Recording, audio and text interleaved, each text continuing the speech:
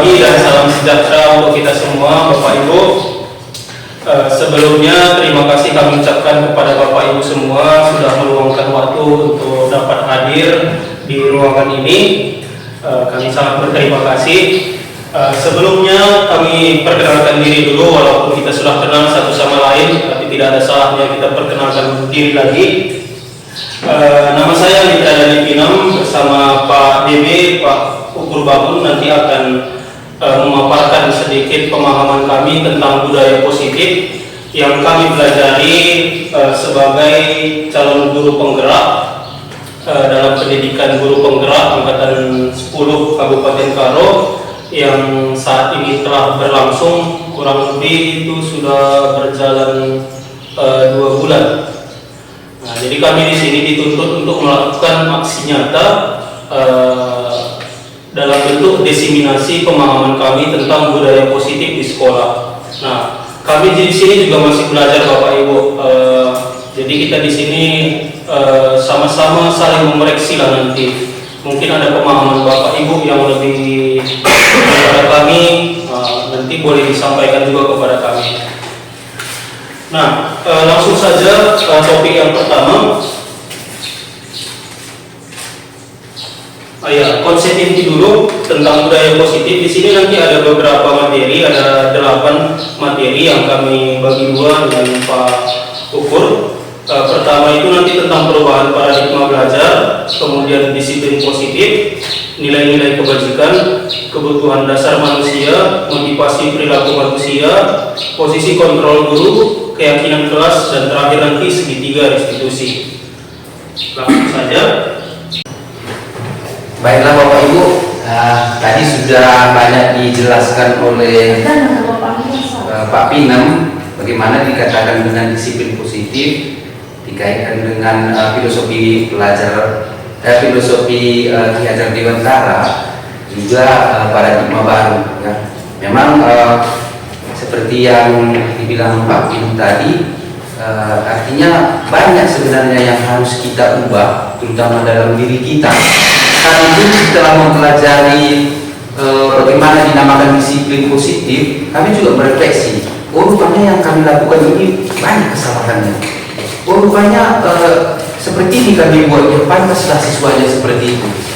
Kenapa? Karena tidak sesuai dengan zamannya. Kalau zaman dulu boleh seperti itu. Kalau zaman dulu memukul siswa itu adalah hal yang wajar. Tapi kalau sekarang, zaman sekarang, ya itu bukan sesuatu yang wajar lagi, tapi bisa jadi kita masuk ke dalam masalah hukum.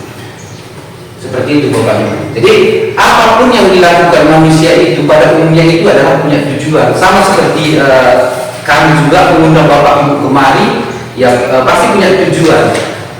Kita juga ke sekolah ini punya tujuan. Apa yang menjadi tujuan kita melakukan sesuatu itu tidak jauh dari kebutuhan dasar manusia itu.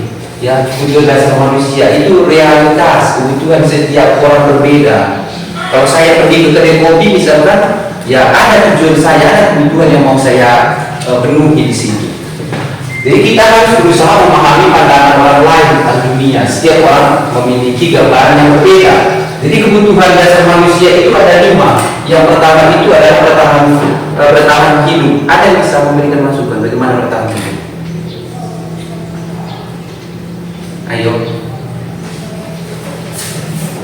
Bertahan hidup. Dari kalimat kita jangan hanya berpikir bahwa ini mesti kalimatnya. Bertahan hidup ini maksudnya kita kan perlu makan kan? Ya. Itu perlu. Itu kebutuhan manusia. Siswa juga seperti itu ya. Dia perlu makan. Jadi kalau siswa itu misalkan datangnya lemas, jangan langsung kita bosu. Kau pasti karena malas belajar. Bisa juga dia karena belum makan. Bisa juga seperti itu. Ya, yang kebutuhan yang kedua itu adalah kasih sayang dan rasa diterima. Siapa di antara kita ini atau siapa manusia yang tidak ingin dikasih disayangi? Tidak ada. Ya semua. Kita juga pengen disayangi. Siswa juga perlu disayangi. Yang ketiga itu adalah penguasaan. Kalau saya misalkan ada tahu sesuatu sama seperti ini, kami ada tahu. Jadi kami dengan bagaimana orang bisa tahu seperti ini, seperti itu. Misalkan kalau Ibu Eti misalkan ada tahu tentang PMM, dia akan berusaha untuk memberitahu kawannya bahwa, weh, ayolah kita kerjasama ya, saya tahu tentang ini seperti itu. Atau misalkan Pak olahraga misalkan, dia tahu tentang sepak bola, tidak mungkin juga dia bermain sepak bola sendiri kan, jadi dia ajak, ayolah, seperti itu.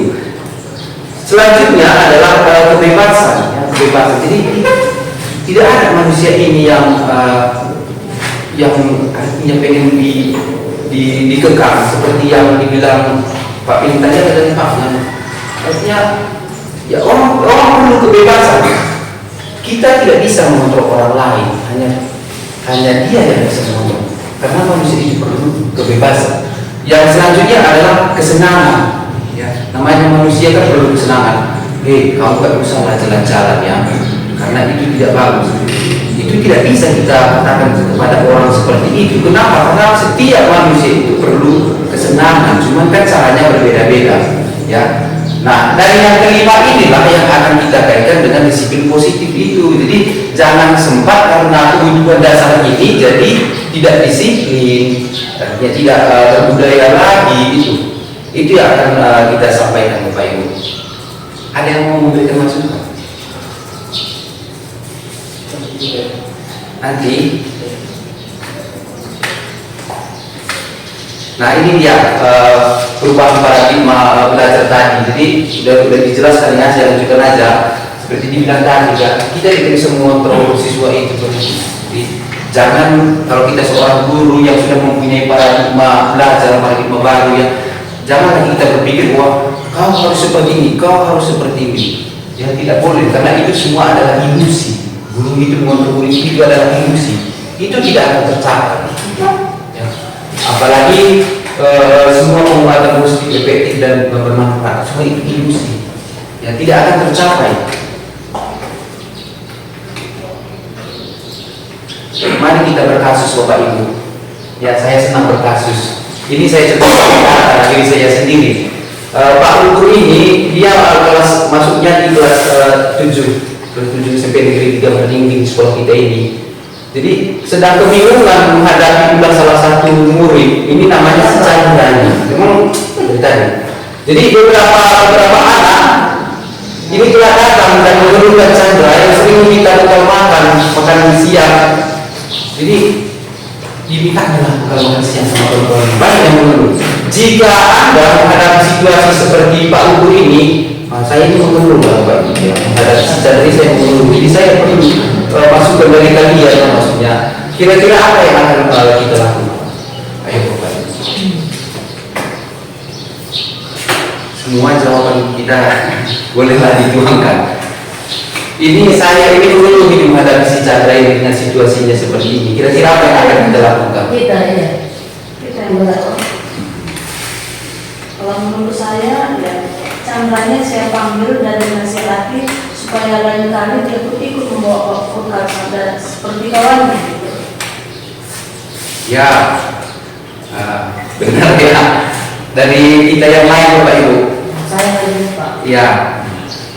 Seumpama dari saya di posisi Pak ini, saya memanggil siswa tersebut Ya. dan membekali dia dengan Ya.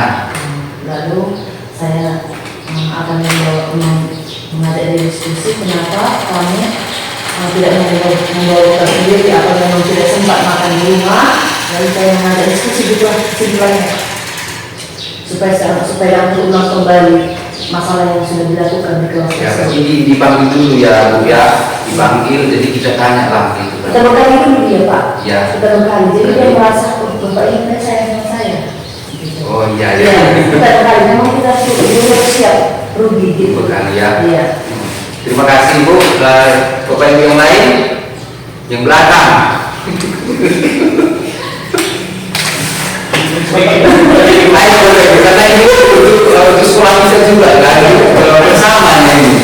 Artinya kami juga bukanlah yang benar kali kalau sudah mengikuti ini. Kita juga dari Bapak Ibu banyak PM Bapak Ibu sampai 50, kan lebih banyak juga bisa pengalaman dari Bapak Ibu maksudnya. Kami kan ya saling berbagi lah kita maksudnya. Tidak ada lagi. Ya, Ibu Sembiring. Terima kasih atas kesempatannya. Memang ini masalah. Saya terapkan tugas saya. Setiap saya masuk itu saya mengajak murid-murid untuk membawa berebut bekal dari rumah. Sebelum saya kasih tahu sama murid-murid, saya kasih contoh dulu. Saya bawa minum saya bawa nasi saya gitu. Jadi ketika kondisi ini terjadi, masalah ini terjadi, memang seperti Pak DB bilang tadi atau Pak MDP bahwa kita nggak bisa memaksakan. Tapi di sini hal pertama yang bisa saya lakukan diantaranya seperti yang dibilang ini tadi, kita ajak diskusi apa masalahnya. Kenapa sih dia nggak bawa makan gitu? Tapi di kenyataan yang saya tanya itu, mereka merasa malu. Kalau laki-laki sendiri merasa malu diejek kawan kalau membawa botol minum ataupun makan. Jadi saya kasih pemahaman itu pada mereka. Kalau bukan nanti dibilang bencong katanya, mereka berkata seperti itu Bapak Ibu. Jadi saya bilang bukan bencong, tapi kan kita tahu ketika kita lapar ataupun haus, kamu mau mengkonsumsi makanan yang tidak sehat, kamu tak bisa belajar dengan baik. Jadi ketika kamu makanya saya selipkan di situ bagaimana pembelajaran makanan sehat. Kalau makanan itu hanya yang dikasih sana karbo semua minuman-minuman yang berwarna itu, kalau jam 4 es krim semangat kan. Kalau masuk jam 4 BB sama bis AKS, udah pasang-pasang Pak kan. Apa ya berkali-kali Pak. Jadi setelah itu saya lakukan seperti itu, memang belum 100% Bapak Ibu. Susah sekali untuk menanamkan hal positif kepada anak-anak. Padahal saya sudah tanyakan bagaimana efek dari penyakit lambung. Saya pernah tanyakan kepada mereka, inilah efeknya nanti ke depannya. Bukan sekarang efeknya, tapi 20 tahun akan datang itu akan terjadi. Cuma itulah tingkat keberhasilannya yang saya aplikasikan belum 100%, 50% lah yang ada. Terima kasih. Ya, terima kasih kepada Ibu Agus. Ya, lengkap ya. Lengkap dijawabnya bagaimana menjadi guru itu adalah teladan. Kan gitu ya Pak ya. Bahwa guru itu memang menjadi teladan kan gitu. Terus dikaitkan juga dengan restitusi kalau nggak salah tadi ya. Lengkap dengan diferensiasi juga dikaitkan guru ini. Memang semua yang kita jawab, yang kita berikan pendapat kita itu semua benar. Yang tidak ada yang salah, benar semua. Cuman bagaimana kita melengkapi dari apa yang telah kita lakukan ya. Tidak ada yang salah dari apa yang kita lakukan, karena itu yang kita laksanakan. Cuman terkadang hasilnya kan tidak maksimal, kan seperti itu. Mari kita lihat dulu Bapak Ibu ya. Bagaimana sebenarnya. Nah, ini tidak jauh dari kebutuhan manusia tadi. Jadi kalau si Chandra ini lapar dan orang tuanya tidak membawakannya bekal makan siang, itu kan masalah bertahan hidup tadi kan. Ya, sama seperti kita panggil dulu kan, kita tanya, entah orang tuanya belum ada persiapan itu bertahan hidup. Karena manusia itu belum makan. Kalau kita misalkan tanya si Chandra, kenapa kamu seperti itu? Rupanya si teman Chandra itu rupanya yang sering mengganggu. Ganteng rupanya si Chandra ini. Jadi gimana lah supaya dia ada perhatiannya sama aku? Kan gitu kan? Ini ya. Ini tadi kasih sayang. Bisa juga seperti yang poin yang ketiga ini Bapak Ibu. Dia merasa hebat karena temannya jadi takut pengusaha. Pengusaha. Dia tahu lah anak-anak ini pengusaha yang paling hebat kan gitu kan. Karena bagaimana ini termasuk kehidupan manusia ya. Penguasaan ini kalau ini. Atau si Chandra ini ingin apa juga betul. Si Chandra ini iseng dan dia menikmati ekspresi wajah temannya yang kesal, jadi senang dia lah melihat kawan-kawan itu seperti itu. Nah, seperti itu dia Bapak Ibu. Makanya saya bilang tadi bahwa jawaban kita itu benar ya, cuma bagaimana kita melengkapi. Selanjutnya, ini kasus yang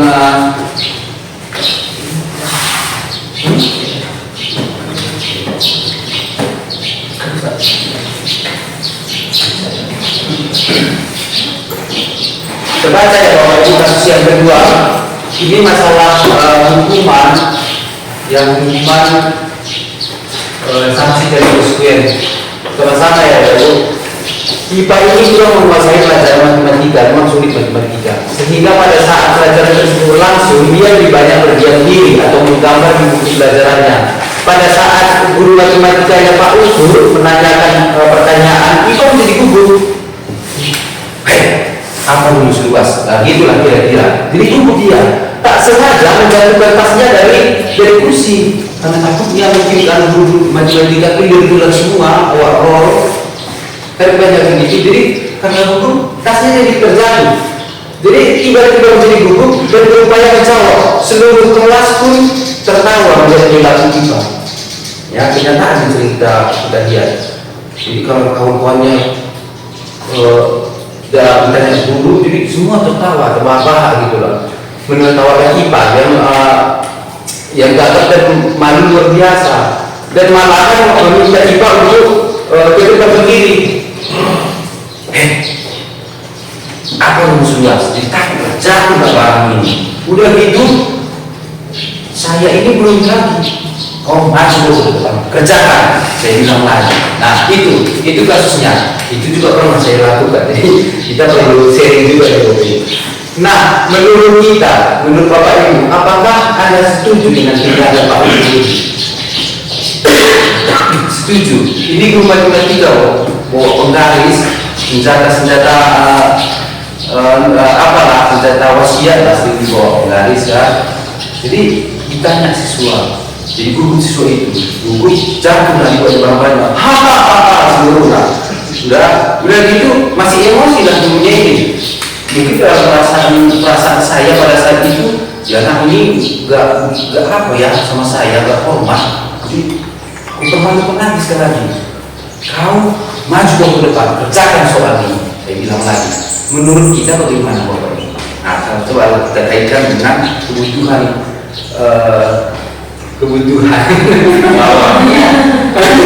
manusia tadi, karena ini nyata ini kan. Nyata yang terjadi. Guru mana kan kita? Iya, Karena soalnya matematika, jadi yang menanggapi guru olahraga. Iya. Karena guru olahraga kan merasakan yang seperti ini, guru matematika. Orang sering disuruh selalu sport sama ini. Kayak lu demo. Ayo Bapak Ibu, artinya kita bebas saja. Menurut kita, setuju nggak kita dengan guru matematika ini? Itu aja sih maksudnya. Kalau tidak setuju kenapa?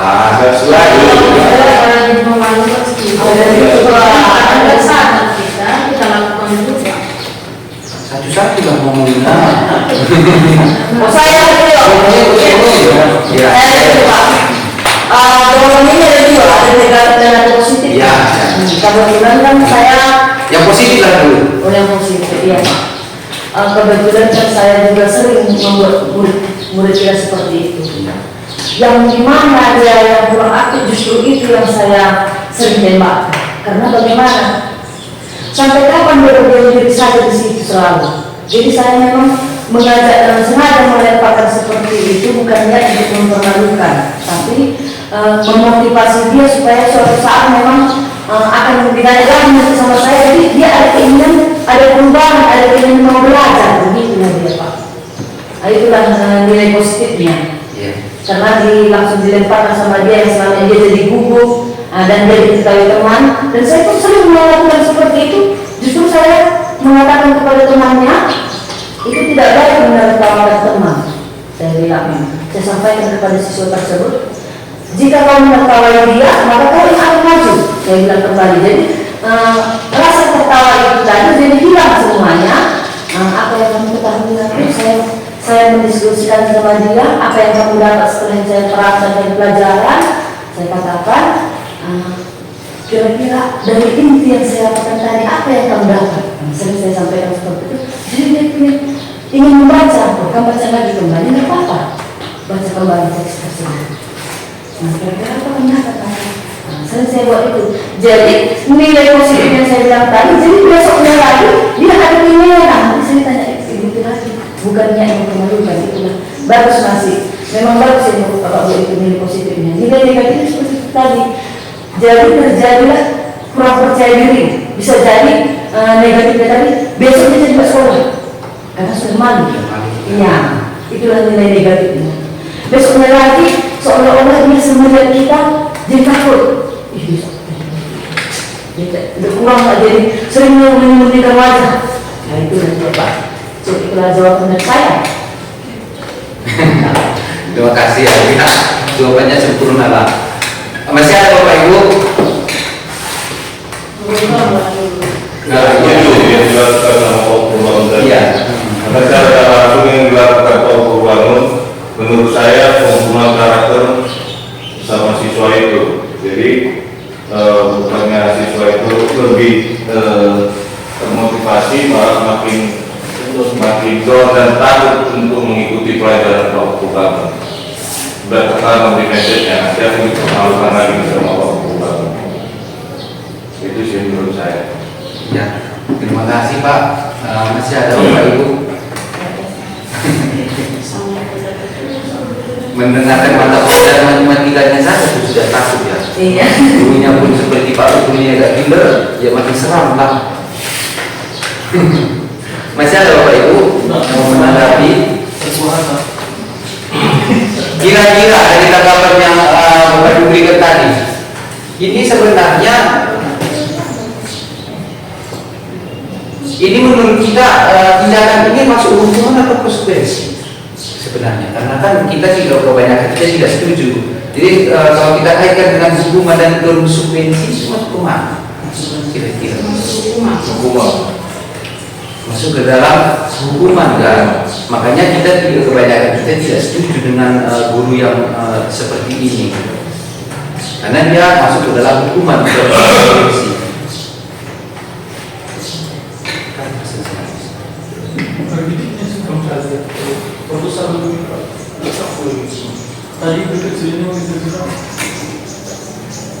Besarkan lah ya. Karena itu penting.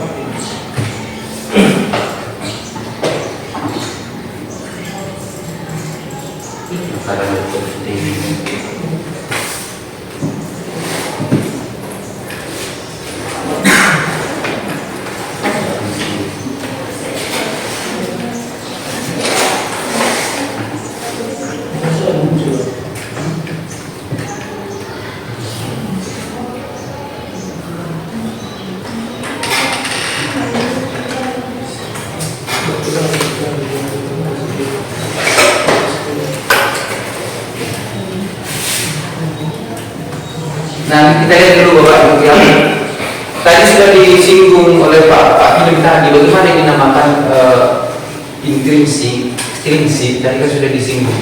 Jadi kalau yang dinamakan dengan intrinsik itu kan dari dalam dirinya kan, itu yang dinamakan intrinsik. Misalkan dia datang ke sekolah itu memang karena memang betul-betul mau belajar. Tapi kalau dia datang ke sekolah supaya misalkan dapat uang, dapat jajan, itu kan udah dinamakan dengan dia mau mendapatkan istilahnya penghargaan itu kan sebenarnya. Atau kalau dia datang ke sekolah ini karena takut dihukum, nanti hari ini saya tidak datang, besok saya datang pasti besok saya kena hukum ya. Itu namanya bukan dari dalam dirinya. Nah, bagaimana identitas gagal itu Bapak Ibu? Itu hukuman. Jadi apapun yang kita lakukan yang bentuknya itu kepada siswa itu adalah hukuman, itu pasti gagal, sudah pasti. Apa contohnya yang identitas yang gagal itu? Sesuatu yang menyakitkan yang kita lakukan, suatu tindakan kepada siswa, tapi tindakan kita itu menyakitkan dia, itu gagal karena masuk ke dalam hukuman. Tidak nyaman untuk murid, tidak nyaman. Tidak juga seperti itu kan, kalau kita berada di suatu tempat itu tidak nyaman, ya bagaimana mau kita duduk kan? Jadi tengok jam, tengok apa, kan namanya tidak nyaman. Ini semua korban mendapatkan keadilan, ya, semua gagal. Murid atau anak tersakiti, inilah yang gagal itu semua Bapak Ibu. Jadi yang sukses itu yang mana? Itulah yang dinamakan dengan konsekuensi. Ya kalau di tahap ini kita berada, ini yang kita lakukan kepada siswa kita, pada konsekuensi, ya, itu sudah berhasil, sudah sukses. Apalagi kita melakukan restitusi kepada siswa itu di atas konsekuensi. Jadi tahap kita supaya sukses itu harus pada konsekuensi, ya. Apa yang dimaksud dengan konsekuensi? Sesuatu itu harus terjadi. Kita sudah pada tahap itu. Tidak nyaman untuk murid, anak untuk jangka waktu pendek. Terus korban bisa diabaikan, murid, anak dibuat tidak nyaman. Yaitu konsekuensi. Dan hasilnya netral, ya kita lihat dulu ini negatif, hasilnya di sini netral. Jadi kalau kita mau berhasil itu kita harus pada tahap positifnya di restitusi. Adalah pilihan. Di situ kalau restitusi itu ada pilihan.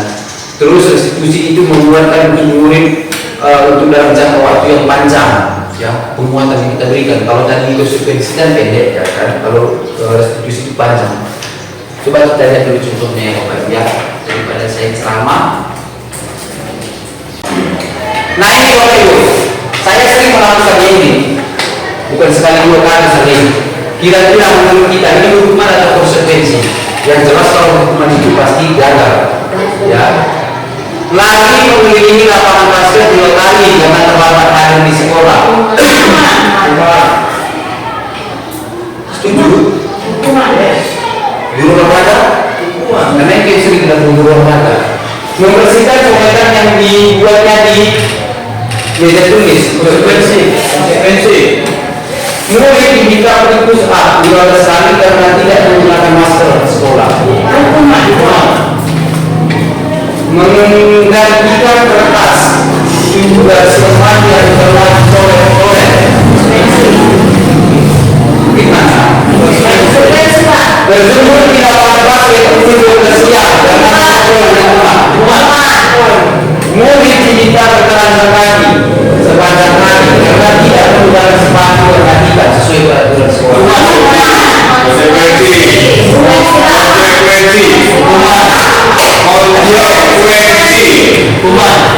Ada yang menjaga hukuman, ada konsekuensi. Dan saat melaksanakan itu hukuman. Konsekuensi. Ya, dan selanjutnya berdiri di depan kelas sambil melanggar kaki kaki. Karena tidak ada beberapa pertanyaan.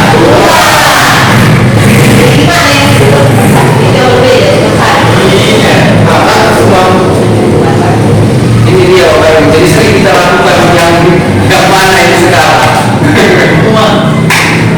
Ya ini yang pertama tadi memang konsekuensi itu memberapa dengan bersikap coretan dan terbatas.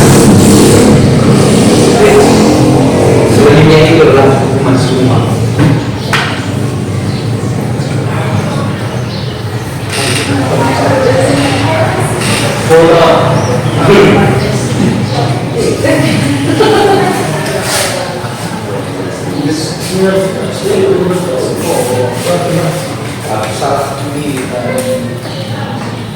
Nah sekarang kita lihat Bapak Ibu restitusi. Jadi di atas konsekuensi itu kan ada restitusi, ya. Kita mau yang optimal lah restitusi. Ini posisi kontrol guru. Ini terbagi menjadi 5. Kita masuk tipe yang mana ini? Penghukum bagi kita, pembuat rasa bersalah bagi kita, atau teman, atau pelanggan, atau manajer. Yang jelas adalah yang paling berhasil itu adalah manajer. Yang gagal itu pasti di sini. Ya, ini yang paling gagal. Jadi kalau kita misalkan sering membuat hukuman kepada siswa, gagal, tidak akan berhasil.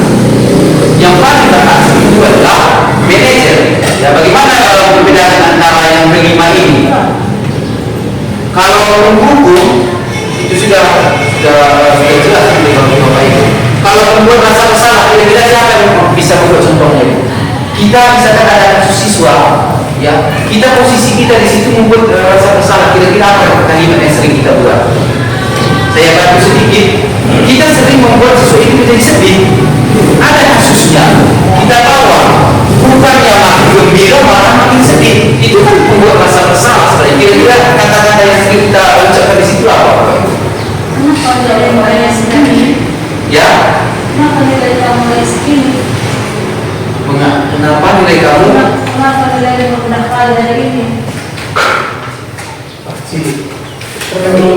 Padahal tadi pun dia bilangnya dia sudah sedih kan kita panggil. Kenapa ini kayak gini kita bilang lagi sekali lagi coba. Jadi jangan sini. Atau sering yang kita bilang apa? Yang paling umumnya sering kita lakukan untuk rasa bersalah ini apa? Gak kau lihat orang tuanya. Coba bayangkan orang tua. Padahal tadi orang tuanya sakit. Kita bilang sekali lagi. Gak kau lihat orang tua bagaimana susah payah. Dia tahu loh Pak Ibu ya. Siswa ini tahu apa itu susah payah. Cuman karena memenuhi kebutuhan tadi, kesenangan yang dilakukannya. Ini kalau kita berada pada membuat rasa bersalah ini juga termasuk identitas gagal. Ya, bagaimana kalau teman? Kalau teman itu, saya terus terang Bapak Ibu, saya sering itu melakukan punya teman. Pas dia posisi tengah, bagaimana contohnya kalau teman yang seringlah kita buat? Kita merasa seperti ini teman dia. Kata-kata maksudnya. Seakan-akan dia itu teman kita gitu Pak. Jangan bersikap seperti itu. Jangan bersikap seperti itu. Boleh juga sebenarnya kan? Karena kan tergantung bagaimana dia membawa kan gitu kan. Misalnya dulu ingat nah,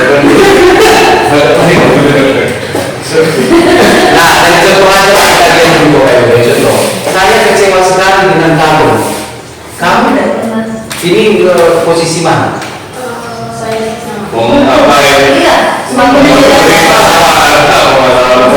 ya, dia mendukung membuat merasa bersalah, teman, pemantau atau manajer punya. Nah, saya kecewa sekali dengan kamu misalkan. Ini posisi mana yang gurunya ini? Membuat rasa bersalah. Kamu tidak pernah melakukannya. Ayolah lakukan demi ibu bapak. Ini kan dunia.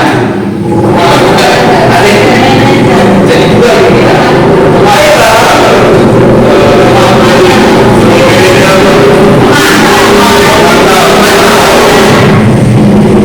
Kalau yang selanjutnya itu apa tuh kamu mau mendapatkan stiker bintang hari ini? Mantap. Itu manajer.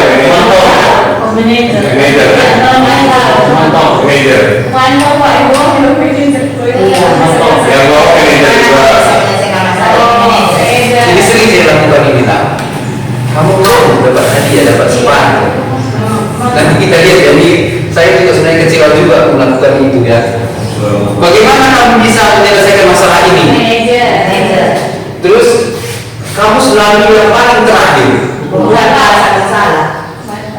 Membuat rasa bersalah. Lalak kau terlambat gitu lah. Itu masuk mana gitu maksudnya. Kamu selalu yang paling terakhir. Ya, mungkin di hati kita kan sudah ada ya, di pikiran kita beri jawaban ya.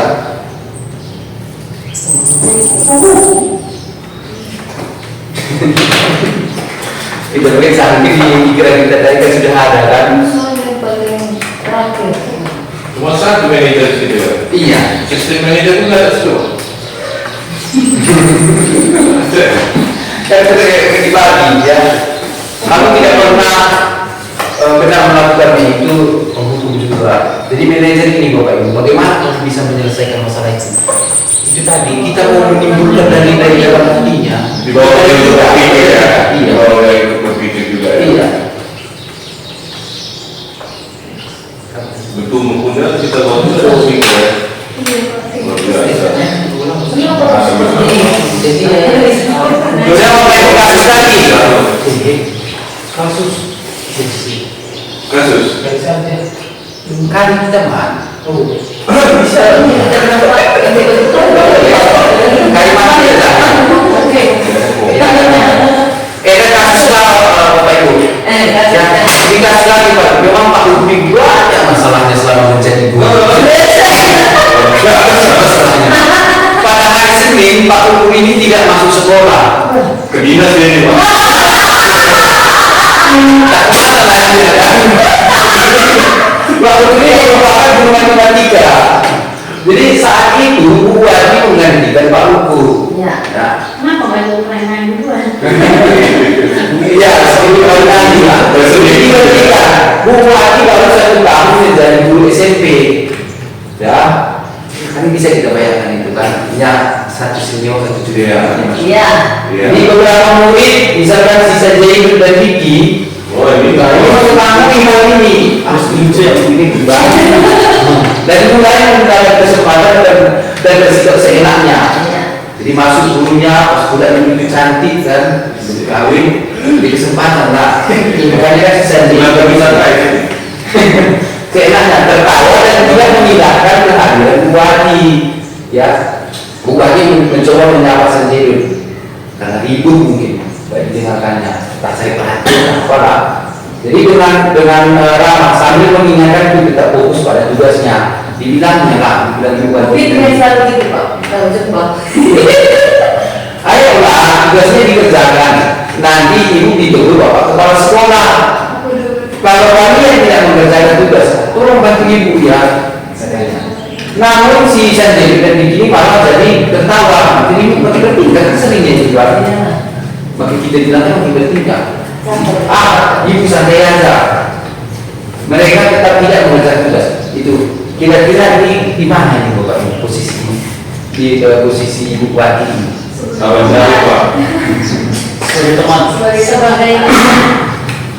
Dia dengan budaya. satu orang nyari. Sebagai teman. Dia sebagai Kan kenal Pak. sebagai teman Pak. Ada nggak yang bisa Bupati dari sini kenapa? Iya. Iya. Ayo Pak, bahasa ayo Pak. Mana dia tadi yang bapak bilang ayo. Ayo Pak, tugasnya dikerjakan. Nanti ibu ditegur bapak kepala sekolah. Artinya di situ ada bahasa nanti ibu ditegur bapak kepala sekolah. Seakan-akan si Sanjay hidupnya itu tadi merasakan posisi yang dialami Bupati gitu. Tapi sebenarnya ini bagus nih juga. Ya, bagus, nah, cuma saya jadi memang luar biasa. Buat KL, bagus. Hilang konsentrasi.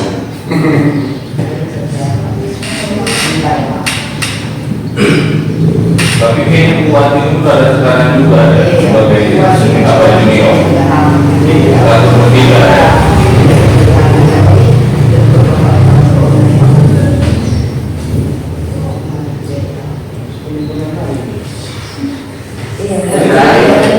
Jawabannya apakah dia menghubung, membuat rasa bersalah, teman, pemantau, atau manajer saja? Hanya itu. Iya. Iya. Berikan alasannya. Ya. Apa? Saya nanya kepada Dia memantau, mantas. memantau, karena dia memantau dan supaya dikerjakan tugasnya. Tapi di sini suatu akibatnya kayak gitu tadi Sanjay ikut dan Vicky malah tertawa. Jadi emosi kan dulu jadi memantau lagi kok gitu dia. Pemantau bisa berubah jadi Bisa. Saya juga ya. Iya langsung keluar harimaunya. Oke, jawabannya Pak. Jadi plus. jawabannya. Ini tadi mana dia kalimatnya? Ayo Pak. Ayolah, ayo. Ayolah, nanti itu teman itu. Kiranya temannya ayolah, kan biasa bahasa-bahasa seperti itu kita. Kerjasama. Kalau kayak gini Pak, saya bertanya, itulah akan terjadi ke siswa. Saya pernah begini kayak gitu, ayolah, inilah. Kalau dia suka, ayolah. Come on. Ya gitulah. Pertanyaannya Pertanyaan tadi, itu terjadi mana harusnya sikap guru. Ketahui itu. yang jelas kan Bu, udah kan? Kalau saya terjadi apa? Keluar sebenarnya. Harus manajer nih kami sebenarnya. Manajer atau pemantau. Jadi dari yang 5 ini, yang jelas yang tidak boleh dilakukan oleh guru itu adalah penghukum dan bahasa-bahasanya itu kan. kan. Ini yang tidak boleh dilakukan guru. Tapi kalau itu misalnya sebagai teman, pemantau, manajer itu boleh dilakukan guru, tergantung kepada situasi. Tapi yang tidak boleh dilakukan yang masuk ke dalam identitas Kedua itu lah ya. kedua ini. Kalau kita cuma misalnya situasi sekolah kita, memang ada kalanya kita harus jadi teman juga kan. Tidak begitu juga kita samakan semua, bisa juga gitu. Tapi yang paling berhasil memang adalah yang sebagai manajer. So, itu apa gimana tadi? Caranya kemana itu Pak? Sesuatu dulu. Nggak sama yang maksudnya kita mau menanyakan Makanya itu reaksinya semakin semakin berkembang kemana-mana. Jadi itu yang kami harapkan sebenarnya. Ya, kalau saya tentang yang manajer itu ya. Dia itu anak-anak itu kemana? Kalau yang manajer itu dia lebih jaga bahasanya gimana, tidak perbuatannya gimana gitu.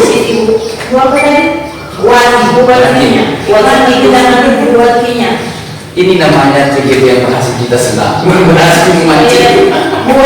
jadi aja. Kalau apa buku udah bahaya. Dia berpikir.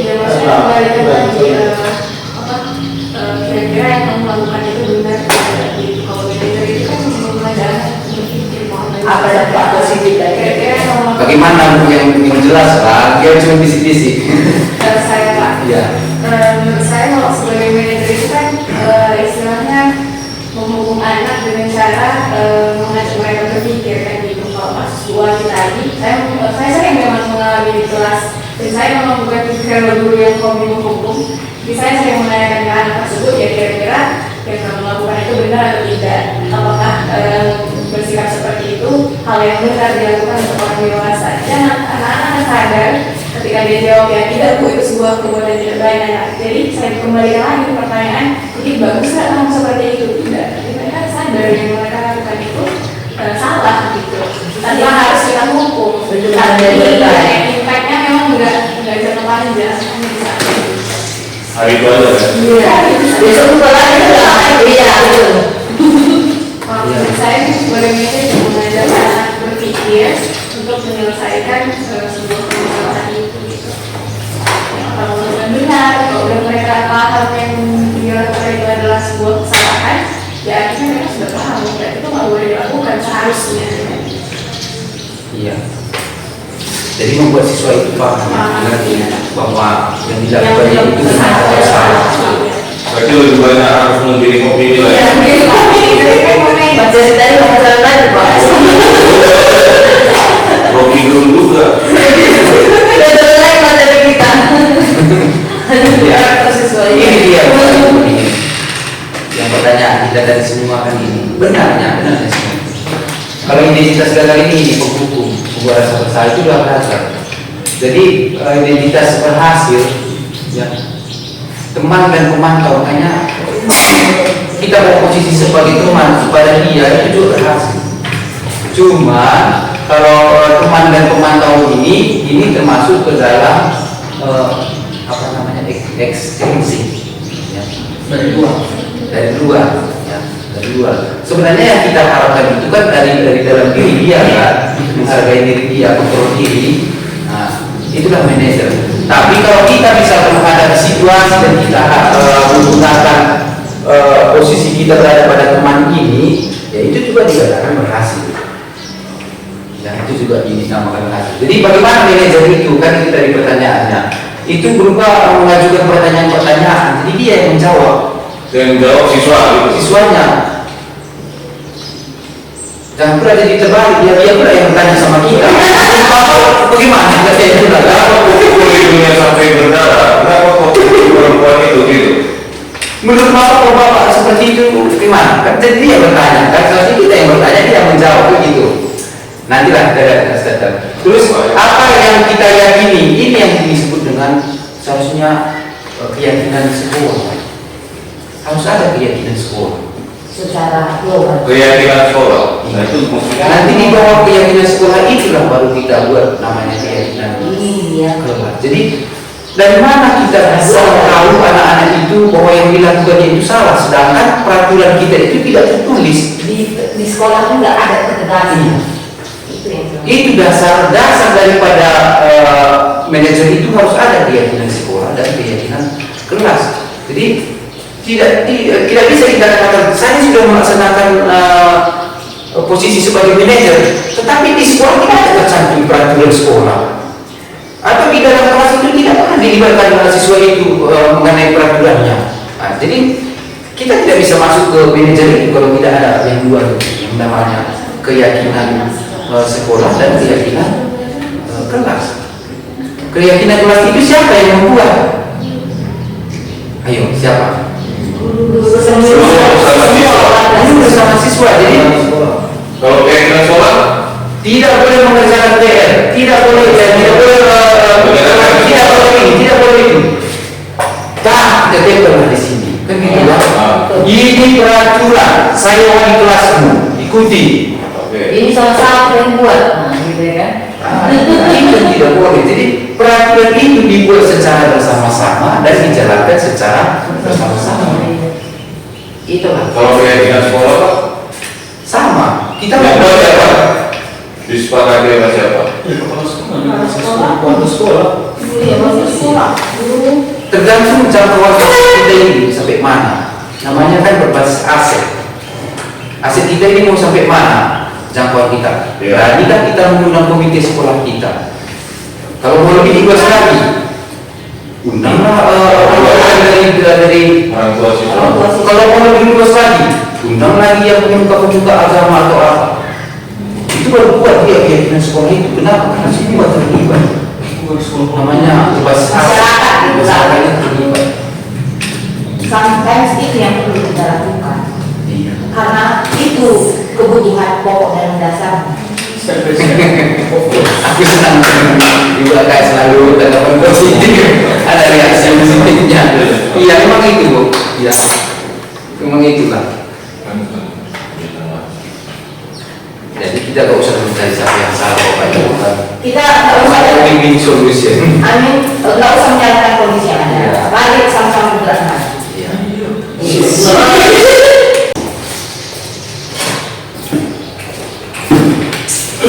Atau ada yang mau dijelaskan kembali? Ada yang mau Dari pertanyaan berjalan. Pertanyaan juga. Udah sampai yang pertanyaan Pak, Pak ya. Saya sudah betul udah Bapak. Kalau di cuma orang lagi itu. Mana yang terakhir? Terakhir. Jadi segitiga restitusi Bapak Ibu, jadi nyata yang dilakukan kepada siswa. Seperti yang dibilang Pak Ibu tadi, kita tidak bisa melakukan segitiga restitusi kalau tidak ada keyakinan kelas kita yang disebut bersama-sama. Saya mau membuat segitiga restitusi kita bilang, tapi keyakinan kelas kita tidak ada. Jadi itu yang Restitusi lebih baik. itu yang harus pertama dulu kita lakukan. Jadi apa itu segitiga restitusi? Jadi proses menciptakan kondisi bagi siswa untuk memperbaiki kesalahan mereka. Jadi sehingga mereka bisa kembali pada kelompok mereka dengan karakter yang lebih kuat. Jadi setelah dia bicara dengan kita, dengan gurunya, jadi makin bercahaya lah mukanya kan gitu. Jangan dulu sebaliknya, setelah bicara dengan kita makin kusut. Terakhirnya apa? Dah kemampuan besoknya lagi. Kan seharusnya kita sebagai seorang guru yang disebut orang tua bagi siswa di sekolah ini, setelah bicara dengan kita ya makin semangat lah dia dengan hidupnya. Itu yang segitiga restitusi. Dia kembali kepada temannya, tidak ada lagi masalah. Ya. Jangan sampai artinya masalah itu selesai di kita dengan guru, tetapi dengan lingkungannya, dengan teman-temannya ya belum selesai. Jadi segitiga restitusi itu dia kembali pada kelompoknya dengan yang lebih kuat lagi. Itu dia. Jadi apa yang mau kita dapatkan dari segitiga restitusi ini? Yang jelas kita harus membantu murid menjadi memiliki tujuan, disiplin positif, serta memulihkan dirinya setelah berbuat salah. Sekarang menurut kita berbuat salah ini bagaimana menurut kita? Salah. Bagaimana tanggapan kita maksudnya? Mana pertanyaan? Ya, guru PKN ini biasa panjang ini cerita. Bagaimana kalau berbuat salah itu, tanggapan kita lah. Ya, bukan saya Ya, PKM. Karena buruk. berbuat yang salah. Itu hal yang wajar karena menurut saya Indonesia tidak ada yang sempurna. dari Bapak Ibu yang lain, Bukan perbuatan yang negatif, perbuatan yang buruk, itu perbuatan salah. Nah, kemana? yang lain, ada dua guys. Bagaimana tanggapan kita tentang perbuatan yang kita kan jangan positif ya. Bagaimana menurut kita tentang berbuat salah? Ada yang positif tetap. Tidak ada manusia yang sempurna. Oke, itu Ada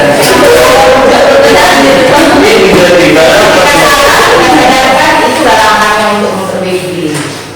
terus ada lagi. Berbuat salah itu bagaimana? Sudah tidak berperbaiki itu adanya kesalahan, adanya perubahan. Pak Tukin tadi itu orang Pak Tukin. dia ada manusia yang bersalah katanya. Berbuat salah nih. Iya. Tidak masalah karena manusia tidak ada yang sempurna. Memang itu Bapak Ibu. Itu memang. Berbuat salah isi juga ya, memang itu jawabannya memang. Ya. Tidak masalah berbuat salah. Apa yang perlu dari berbuat salah itu? Adalah memperbaiki itu perlu. Jangan kita melakukan kesalahan. Yang perlu sebenarnya adalah kita memperbaiki diri itu yang perlu. Inilah solusi. Kata-katanya juga nanti akan seperti itu. Datang sebagai pemuda turun sebagai legenda.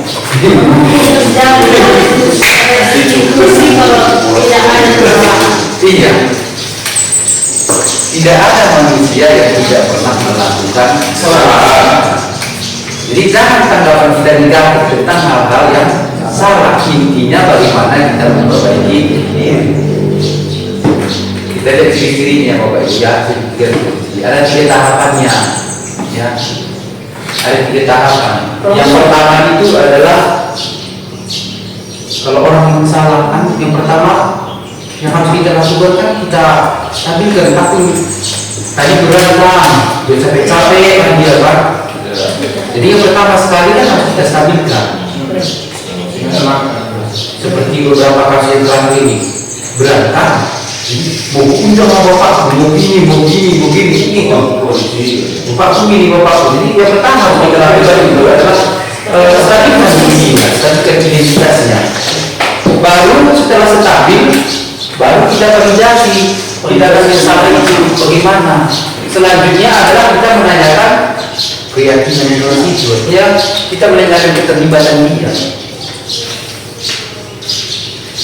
Ini dia menstabilkan identitas. Berbuat salah itu tidak apa-apa, tidak apa-apa, hal wajar.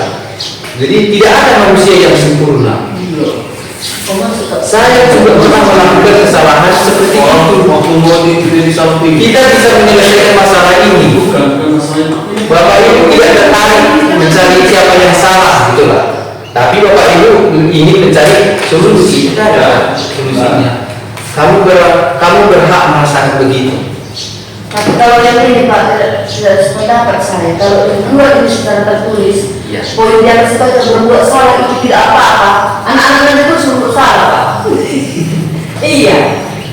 Ini kalau betul tertulis ya. Ya, berarti dia ada kategorinya itu, salah yang bagaimana yang masih bisa ditolerir. Kalau menurutku. Tapi kan ini tahapannya ini kan banyak kita tuliskan di papan tulis. Maksudnya kita mau berdiskusi dengan siswa tersiratnya yang kata-kata yang kan gitu kan kita menganggap bahwa kesalahan itu tidak apa-apa kan gitu. Kesalahannya bagaimana kan gitu. Itulah kita sekarang yang menstabilkan tadi kan gitu. Tadi pertanyaan Ibu itu kan kalau kita melakukan ini, bagaimana Ibu? Bagaimana Ibu? Kalau yang seperti ini, kalau nanti ini dibuat secara tertulis, ini saya tidak sependapat. Saya bilang karena anak-anak harus membaca dari poin yang pertama itu berbuat salah itu tidak apa-apa. Artinya anak-anak itu akan berulang-ulang. Iya, Ini tidak tertulis. Ini tertulis. Makanya kalau kita melakukan restitusi kan bukan di tempat umum kan, antara kita dengan Yang tertulis kan hanya kesepakatan kelasnya. terus kita validasi benar yang salah. kamu pasti punya alasan mengapa melakukan itu yang kita bilang. Pasti ada alasannya. Kamu patut bangga pada dirimu sendiri karena kamu telah melindungi sesuatu yang penting buatmu. Wah. Terus baru kita masuk pada keyakinan, menanyakan keyakinan. Ya, menanyakan keyakinan. Jadi kalau segitiga restitusi bukan di kalimat ini aja berhentinya. Saya juga pernah melakukan kesalahan seperti itu. Udah masuk aku ke kelas, kan enggak gitu. Ini kan beruntung dia 1, 2, 3 ini. Bukan hanya berhenti di situ maksudnya kan. Jadi Ustaz kita stabilkan, baru kita validasi tindakan yang salah. Orang lagi emosi, kita tanya-tanya siapa yang salah, ya makin emosi kan. Kan gitu, makanya pertama itu kan harus kita stabilkan dulu emosinya. Kita pegang itu juga kan. Baru kita tanyakan keyakinan. Inilah nilai-nilai umum yang telah kita sepakati dan ada yang telah disepakati. Jadi menurut munakku apa nilai-nilai yang apa? Dia nggak tahu Pak katanya, kenapa dia jawab itu karena dia tidak terlibat. Iya. Maka harus kita libatkan dia ketika dia melakukan kesalahan itu, yang kita minta juga pertanggungjawaban dari dia kan, dengan menanyakan nilai-nilai tadi. Kamu mau jadi orang yang seperti apa? Kita tanya dia, kamu mau menjadi orang seperti apa? Begitu, dipukulnya lah misalkan kawannya. Setelah kita stabilkan identitasnya, baru kita validasi, baru kita tanya, kamu melakukan seperti itu, kamu mau menjadi seperti apa? Pasti tersentuh hatinya, pasti tersentuh. Kamu mau jadi seperti apa? Kita bilang, karena dia pun pasti tahu bahwa itu perbuatan yang salah. Ini saya lakukan restitusi terhadap 2 orang siswa. Jadi saya jelaskan dulu Bapak Ibu ya sebelum saya tonton. Jadi saya bilang sama seperti yang kita pikirkan. Kalau seperti ini saya lakukan di sekolah ini, yang keras-keras aja pun tidak ada perubahan, apalagi yang lembek-lembek bahasanya seperti itu kan itu. Saya tanya kedua orang siswa ini berdua, jawaban mereka persis sama. Kalau saya lakukan seperti ini nakku, ya Bapak guru semua melakukan seperti ini, kira-kira kalau ditanjel bilang kan? Jawaban mereka persis sama. Pak, kalau masalah kenakalan ibu sekeras apapun kalian, Pak, kalau kami mau nakal, kami akan nakal. Nah, itu alasan mereka dan sama jawabannya. Mau Bapak pukul kami, kalau kami mau membuat kejahatan, Pak, kami akan jahat. Itu alasan mereka. Kan di luar akal kita sebenarnya kan. Padahal aku tadi kan melakukan restitusi ini juga sebenarnya tidak yakin. Cuma pas waktu LPS itu saya tanya, jujurlah dulu kalian, kalau sekarang kami lakukan guru-guru di sini seperti di sini, gimana? Gak kalian makin nakal. Itu kan dia sama jawaban mereka. Kalau kami memang mau melakukan kesalahan, Pak, atau melakukan pelanggaran, Pak, kami akan lakukan katanya. Jadi kalau seperti ini, bagaimana nak? Ya itu yang kami mau, Pak. Dan persis sama. Saya apakah sampelnya yang salah? Apakah sampelnya yang salah saya ambil atau bagaimana? Tapi itu dari mereka. Itu jawaban dari mereka. Itu yang kami mau, Pak. Bapak bayangkanlah sekolah kita ini bagaimana hasilnya saja. Dia bisa menilai itu, Bapak ya. Ini saya tanya secara jujur, dia tidak, jangan mengarang-mengarang cerita ya, saya bilang. Itu dari mereka.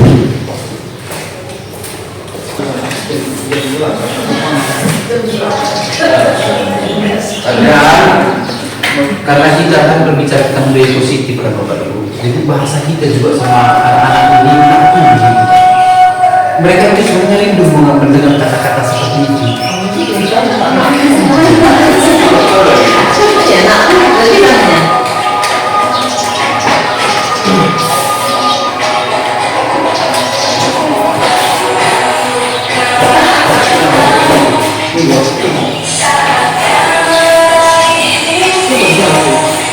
Ada kalau kita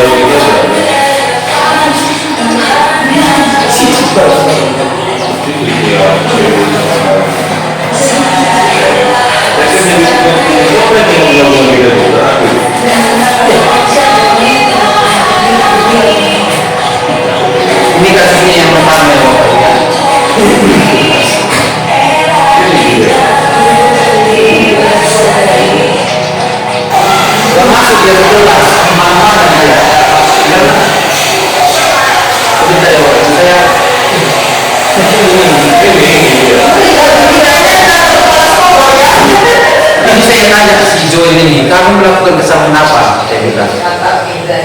saya tidak masuk kelas Pak.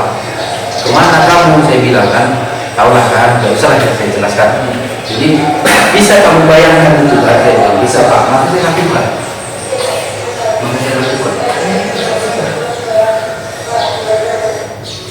Saya tanyakan kasusnya apa dulu.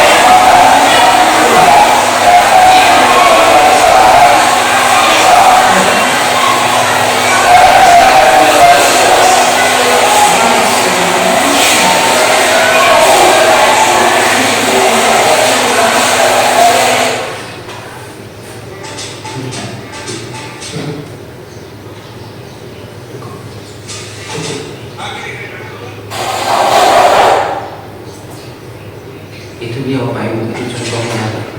Jadi kita tidak perlu berbahasa basi terlalu banyak, apalagi mengenai masalah keluarganya. Jadi kita cukup pada institusi kita aja. Kita sebagai manajer di situ udah, gak usah terlalu panjang lebar kita di situ. Apalagi bahasa kita yang sering ngawal, bukan orang itu amin. Jadi kita sebagai manajer di situ, kita perkuat dia. Ya, dia melakukan, siswa itu melakukan kesalahan, kita yang memperkuat dia jadinya. Jadi sambil operatornya kita latihan dulu ya, latihan kita Bapak Ibu. Nah, biar jangan nanti mantu, gimana yang nanti kita latihan dulu. Jadi di sini saya kasih dulu apa namanya ini, permainan ya. Karena ini juga berhubungan dengan matematika. Jadi kalau saya misalkan kepala saya seperti ini, kalau ini luas, sudah. Jadi kalau saya angkat ini simbol pi, ini pi, ini r kuadrat. Udah kita tes dulu.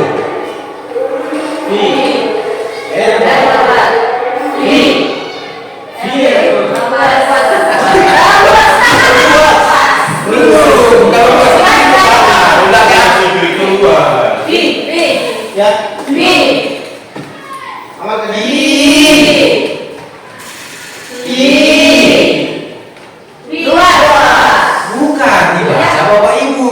Pi R kuadrat. Ya ini lah, luas. Ulang ya.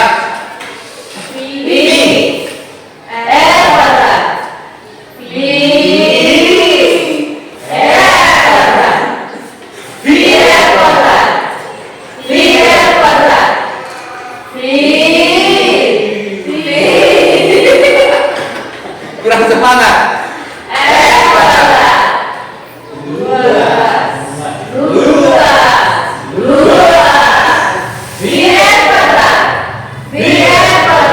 Itu ya, kalau sama anak-anak ini kalau kita latih, nggak usah kita capek hafal, cukup gini-gini aja kita 10 menit berhafal deh. Ya, itu namanya sidang pembelajaran kita. Ya, jadi itu salah satu contoh yang bisa kita terapkan di kelas. Jadi tidak usah kita sibuk menyuruh dia menghafal, tinggal kita gerak-gerakkan aja. Ini salah satu contohnya. Ya. Nah, ini mungkin sudah sering kita dengar bersama Bapak Ibu, pembelajaran dengan paradigma baru atau pendekatan yang baru gitu. Nah, jadi setelah mengikuti pendidikan guru penggerak ini, kami diajarkan gitu bahwasanya kita posisi guru ini sama dengan petani, Bapak Ibu. Jadi ibaratnya kita sudah menanam benih, itu kita ibaratkan sebagai siswa, benih ini sudah tumbuh. Nah, kita hanya bisa mengontrol benih ini supaya bagaimana tumbuhnya itu bagus gitu. Kita melakukan treatment, misal pemberian pupuk, kemudian jika airnya kurang kita memberikan air, menambahkan air, misal lagi benih padi gitu. Nah, kita hanya bisa melakukan perawatan, treatment. Kita tidak bisa memaksakan tanaman padi ini tumbuh menjadi tanaman jagung. Nah, kalau lagi tumbuh jadi tanaman padi, tidak bisa. Jadi tugas kita guru itu adalah menumbuhkan siswa ini sesuai dengan kodratnya. Dia sudah memiliki kodrat masing-masing dan setiap anak ini kodratnya berbeda-beda, kebutuhannya berbeda-beda. Seperti itu. Misalkan dalam satu ruangan belajar seperti ini ada 32 orang siswa, pasti kebutuhan siswa juga berbeda-beda. Apakah kita harus mengajar dengan 32 cara? Tidak seperti itu juga. Kita bisa mengambil strategi dengan mengelompokkan siswa. Berdasarkan apa? Berdasarkan gaya belajarnya bisa, berdasarkan kemampuan belajarnya juga bisa. Misalkan contoh, saya menjelaskan seperti ini, hanya menjelaskan tentang dengan suara, bla bla bla bla bla bla bla bla bla bla. Kemungkinan anak yang dapat mengikuti pembelajaran itu hanya anak dengan gaya belajar yang auditori, kemungkinan besar. Sedangkan anak yang gaya belajarnya itu visual, yang membutuhkan sesuatu untuk dilihat supaya dia lebih paham, itu mungkin membawa-bawa kemana-mana pikirannya, karena dia hanya mendengar. Nah, berarti kebutuhan si anak tadi tidak terpenuhi. Nah, tugas kita sekarang itu sebagai guru harus memenuhi semua kebutuhan anak kita gitu. Nah, inilah yang menjadi dasar munculnya pembelajaran berdiferensiasi. Nah, ini kemarin juga sudah pernah dijelaskan oleh ibu pengawas kita bahwasanya pembelajaran diferensiasi ini terbagi jadi 3 lagi. Ada diferensiasi konten, proses, dan produk. Nanti bisa kita lihat lebih dalam. Nah, sebelum kita masuk lebih jauh, sebagai guru kita terkadang melakukan kesalahan. Ada miskonsepsi tentang teori kontrol. Yang pertama itu ilusi guru mengontrol murid tadi. Nah, selama ini saya juga baru sadar gitu. Selama ini saya merasa siswa itu bisa dikontrol. Kita bilang A, dia melakukan A. Kita bilang B, dia melakukan B. Rupanya ternyata itu bukan kemampuan kita untuk mengontrol dia. Contohlah, kita suruh siswa kita PA. Anak-anak Jumat nanti kita PA, setelah bel kita jangan pulang. Dan ada siswa yang menurut, ada yang tidak. Berarti kan kita tidak bisa mengontrol siswa itu. Ya, dan yang kita anggap bisa kita kontrol tadi, dia hadir itu sebetulnya bukan kita yang mengontrol dia, tapi dia menyerahkan dirinya untuk dikontrol. Dia menyerahkan dirinya untuk bisa kita kontrol. Sedangkan siswa yang tadi menolak. Gitu. Jadi apa sebetulnya dasarnya dia bisa hadir di sana? Yang lebih itu adalah motivasi intrinsik, motivasi dari dalam diri. Itu sebetulnya yang kita butuhkan supaya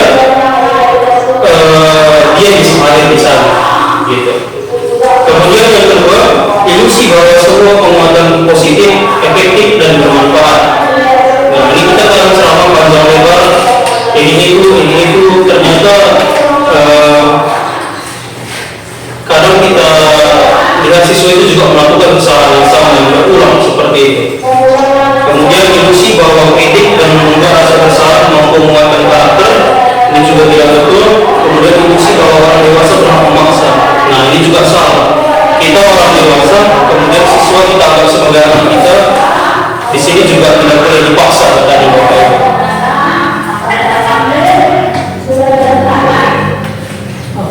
Nah, di sini ada stimulus respon dan teori kontrol. Ada dua paradigma yang berbeda. Yang kita gunakan saat ini adalah teori kontrol. Kita lihat perbedaannya. Realitas atau kebutuhan kita sama. Sedangkan di teori kontrol dikatakan bahwa realitas atau kebutuhan kita berbeda-beda. Seperti yang saya contohkan, siswa saja di dalam kelas itu kebutuhan yang berbeda-beda. Jadi nggak bisa kita pukul rata kebutuhan siswa itu sama. Gitu. Semua orang melihat hal yang sama. Sedangkan yang betul itu setiap orang memiliki gambaran berbeda-beda. Misal saya letakkan di sini botol aqua saja, ada merek kita bilang aqua, ada merek lain mineral. Nah, saya katakan aqua ini lebih bagus. Saya tidak bisa memaksakan bahwasanya pemikiran Bapak Ibu harus mengikuti pemikiran saya gitu. Setiap orang pasti punya gambaran berbeda-beda gitu. Bisa jadi Bapak Ibu menganggap yang lebih mineral yang lebih bagus. Seperti itu, kita nggak bisa memaksakan. Berikutnya kita berusaha memahami pandangan orang lain tentang dunia. Nah, ini juga begitu tadi. Kita paksakan bahwasanya mineral yang bagus, itu tidak bisa. Atau akuan yang bagus gitu. Kita hanya bisa memahami pemikiran orang lain ternyata ini yang lebih bagus. Gitu. Kemudian semua perilaku memiliki tujuan.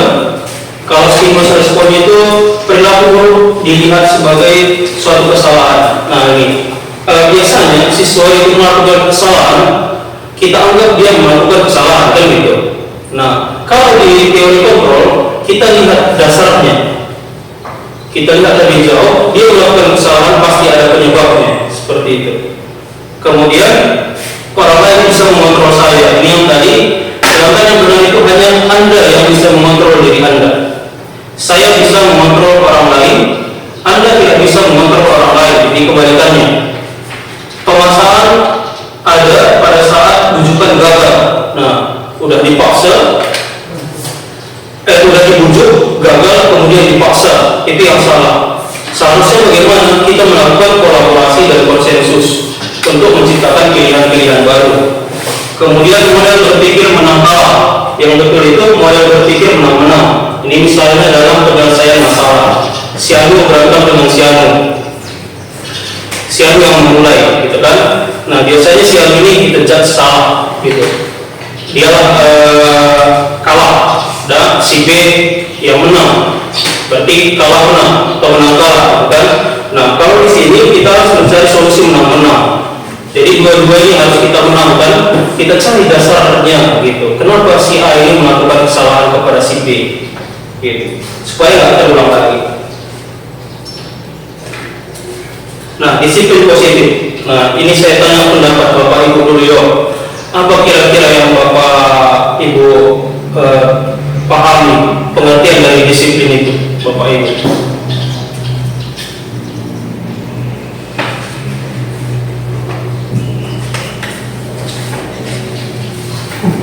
Ada kira-kira Bapak Ibu yang mau menanggapi disiplin? Kenapa tidak Bapak Ibu? Iya, silakan Pak NS.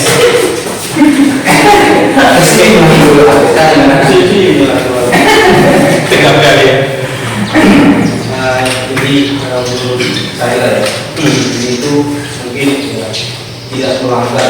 aturan ataupun norma yang berlaku. Oke, tidak melanggar aturan atau norma yang berlaku. Mantap. Coba kelompok yang lain. Oke, silakan Miss. Kebiasaan baik yang kita lakukan untuk siswa, misalnya contohnya diantaranya adalah dalam masuk kelas kita memberikan disiplin positif kepada siswa, yaitu harus datang aja membuang sampah di tong sampah. Itulah yang saya mau kita masuk.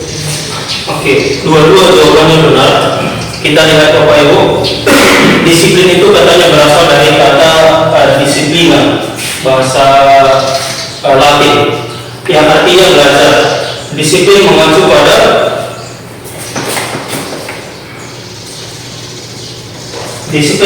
pada disiplin diri yang memiliki tanggung jawab terhadap apa yang dilakukannya berdasarkan nilai-nilai yang diyakini. Nah, ini garis besarnya Bapak Ibu, nilai-nilai yang diyakini. Jadi kalau misalkan si pastor datang pagi-pagi ke sekolah karena tujuannya supaya tidak terlambat dan tidak kena hukum, rupanya itu bukan disiplin kata Bapak Ibu. Atau si Michael mengerjakan tugasnya supaya dia terhindar dari hukuman. Atau si Fitri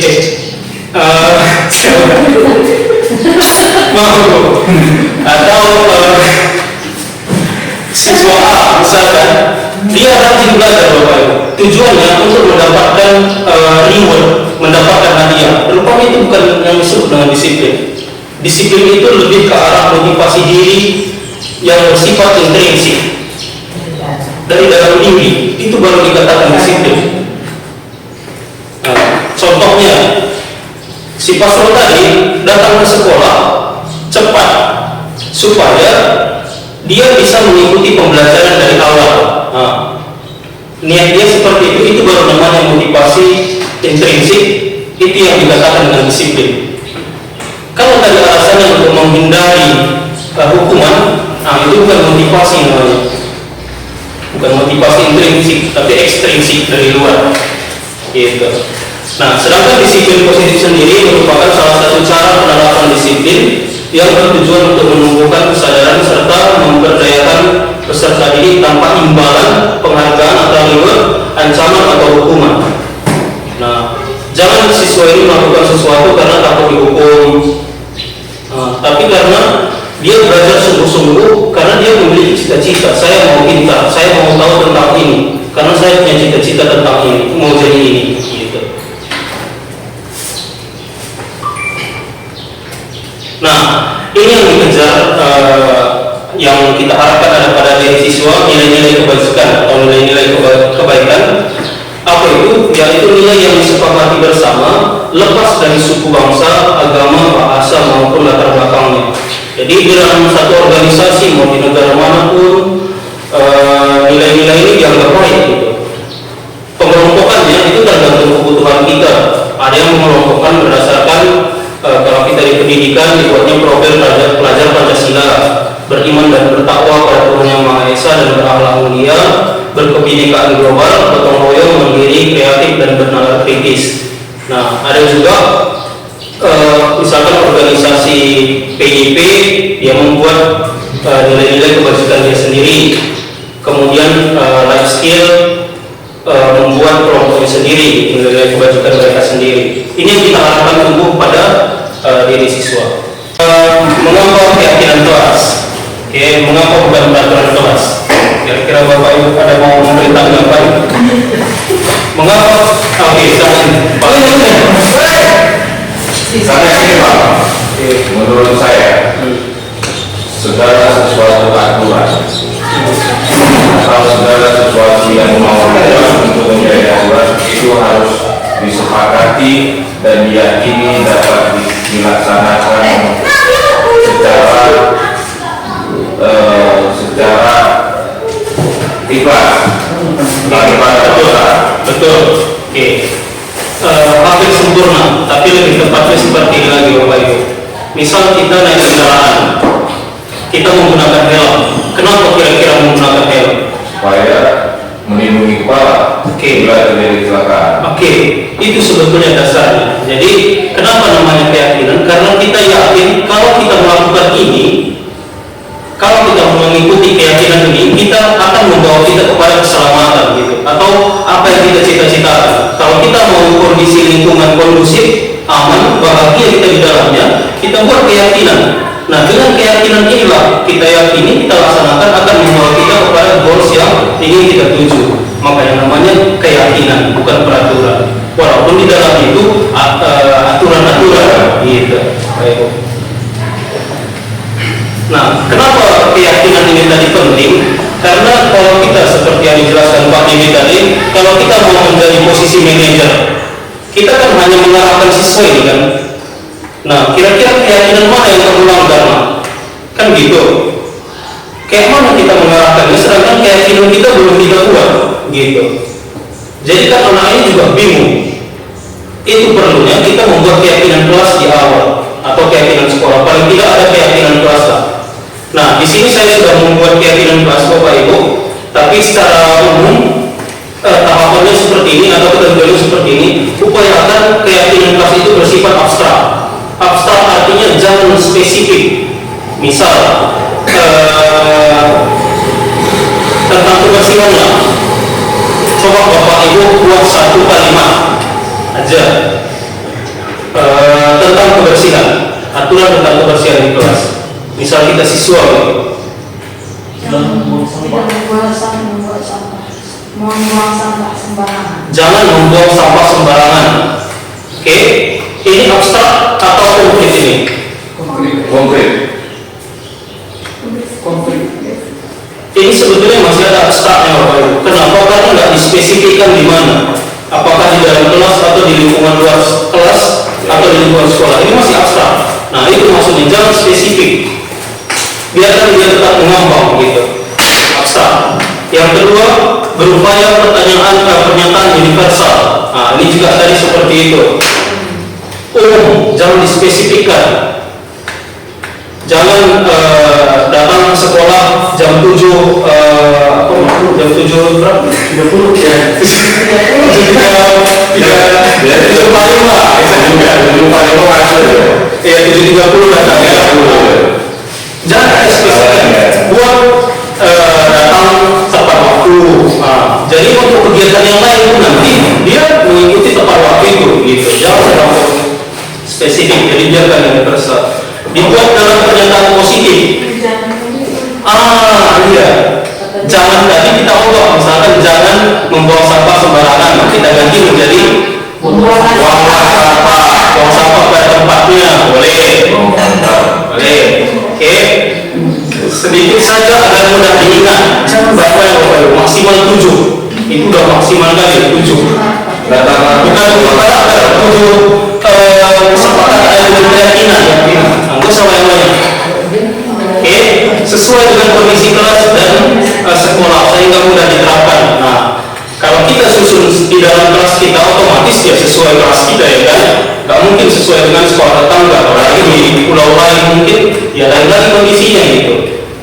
Misalnya dia jangan mencabut cok fokus katanya di sekolah dia. Ya kita nggak punya fokus. Untuk apa dibuat keyakinannya gitu kan? Sesuai kebutuhan dan sesuai situasi kondisi dan toleransi.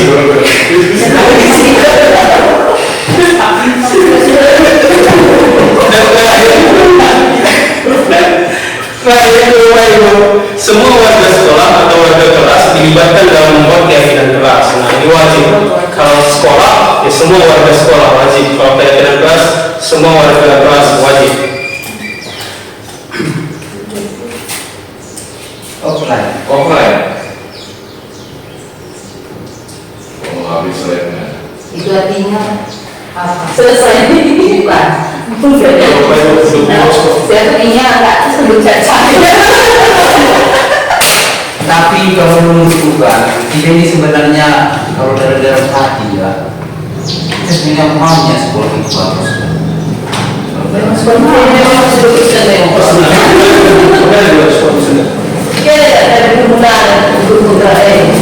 Memang harus.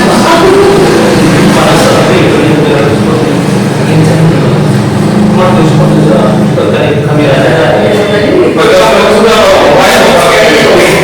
Banyak lagu-lagu. Waktu itu mau masih ada 23 lagi.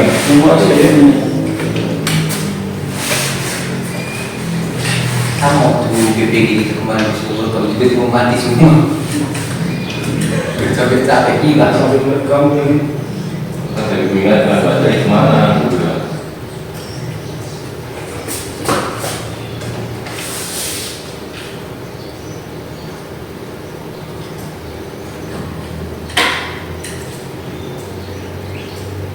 Terus berapa ini yang jadi Ya, Bapak Ibu, ini salah satu contoh keyakinan kelas yang saya buat di kelas 7B kemarin. Ini masih teori. Ini suaranya kita Bapak Ibu.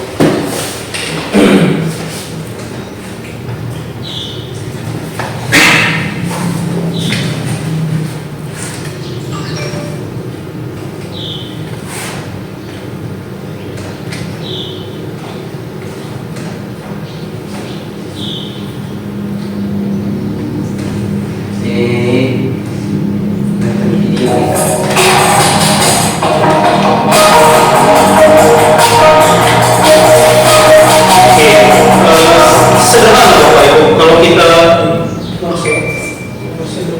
kalau kita kerjakan aja ini keyakinan kelas ini, kita bisa menyusunnya sebagai aksinya Bapak Ibu.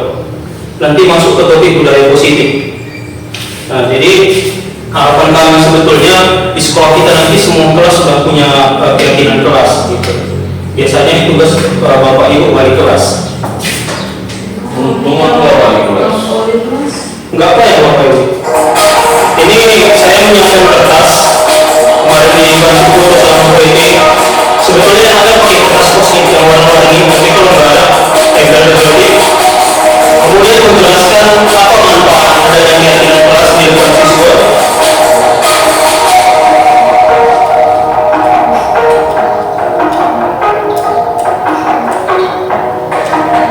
Kemudian menjelaskan tugas murid apa yang mesti mereka tulis di kertas itu.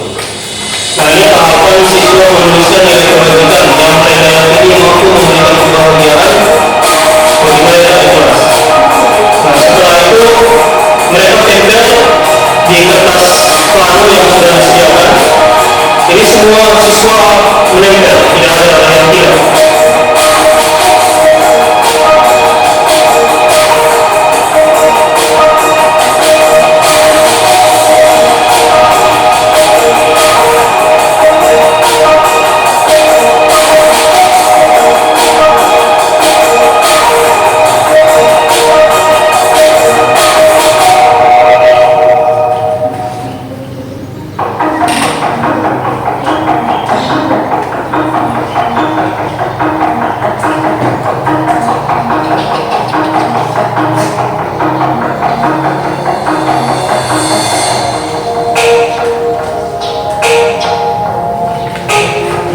Nah, ini yang sudah ditempelkan siswa banyak dibuat oleh Bapak Ibu. Saling menghormati, tidak macam-macam. Ini nggak terbaca. Nah, semua murid. Nah, di sini baru mulai peran guru yang lebih aktif Bapak Ibu. Langkah berikutnya, nih guru mengarahkan murid untuk meninjau kembali nilai yang sama. Pasti ada yang sama ya Bapak Ibu. Di sini dibuatnya jaga kebersihan, di sini jangan buang sampah sembarangan. Nah, di sana nanti jangan makan dalam kelas. Dan mengubah aturan menjadi nilai keyakinan yang kalimatnya positif. Nah, ini yang tadi, jangan nanti ada kata jangan ditambah menjadi kalimat positif.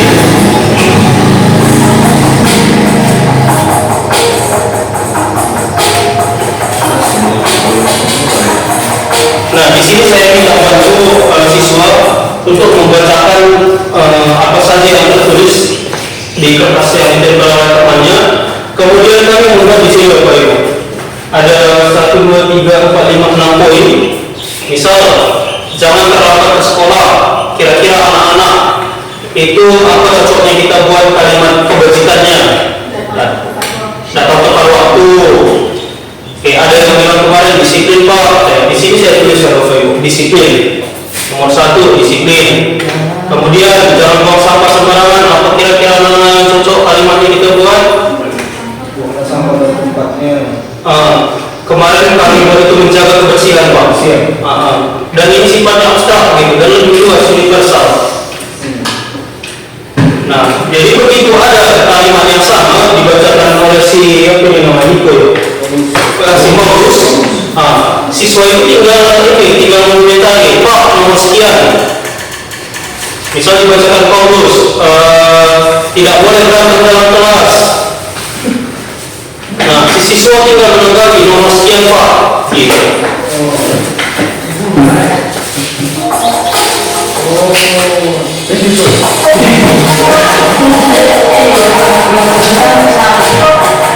Nah, ini ada 6 keyakinan keras yang sudah dirumuskan. Pertama, disiplin, menjaga kebersihan, saling menghargai, peduli dan menghormati, sopan dan santun, bertanggung jawab, bekerja sama. Jadi kalau ada kalimat-kalimat ini tadi semua Bapak Ibu tidak sesuai yang menentukan mau kemana, dibacakan sepuluh ini, datang si orang tadi nomor sekian. Kalau ada yang baru kita tambah lagi di sini. Gitu. Tapi secara keseluruhan semuanya masuk ke dalam 6 poin keyakinan ini. Gitu. Kemudian tahap berikutnya kita membuat kesepakatan dengan siswa. Pandai-pandai kita meyakinkan siswa bahwasanya ini untuk kebaikan kita bersama.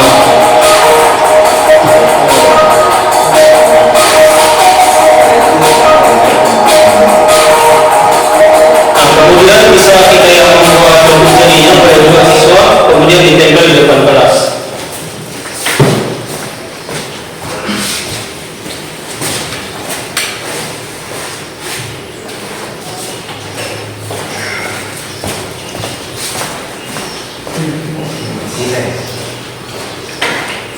Nah, ini kemarin yang coba saya desain pakai Canva, kemudian ditempel di depan kelas. Sekarang masih ada ya Bapak? Masih ada ya? Oke, berarti udah bertahan kurang lebih seminggu. Udah bertahan lebih lama. Kenapa? Karena kalau biasanya kita libatkan mereka dalam pembuatannya, itu mereka merasa memiliki. Gitu. Tapi terlalu kecil Pak. Terlalu kecil. Iya, jadi harus dicetak sendiri di kertas manila aja beli. Iya, bisa juga. Atau dalam bentuk benar. Bukan itu? Benar bisa juga. Makanya ya bisa. Iya, sesuai yang kita buat tidak kasih Bapak Ibu masing-masing. Nah, kalau kita sudah memiliki nilai-nilai kebajikan tadi yang kita tuangkan dalam keyakinan keras, nah itulah dasar kita melakukan restitusi pada siswa. Jadi kalau ada siswa bermasalah, kita panggil, duduk bersama. Nah, di situ bisa kita ajak dia kira-kira nilai apa, nilai keyakinan apa yang kamu langgar gitu. Tapi kalau kita tidak memiliki keyakinan keras tadi kan kita bingung. Gitu. Kalau ini kita punya dasar, nah kemarin kita udah buat keyakinan keras kan, kenapa kau langgar? Gitu. Nah, untuk praktik segitiga restitusi ini akan dijelaskan kembali lebih detail oleh Pak Pur. Ya,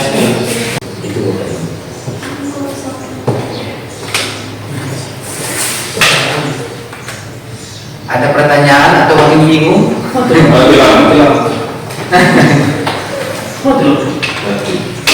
siapa ya?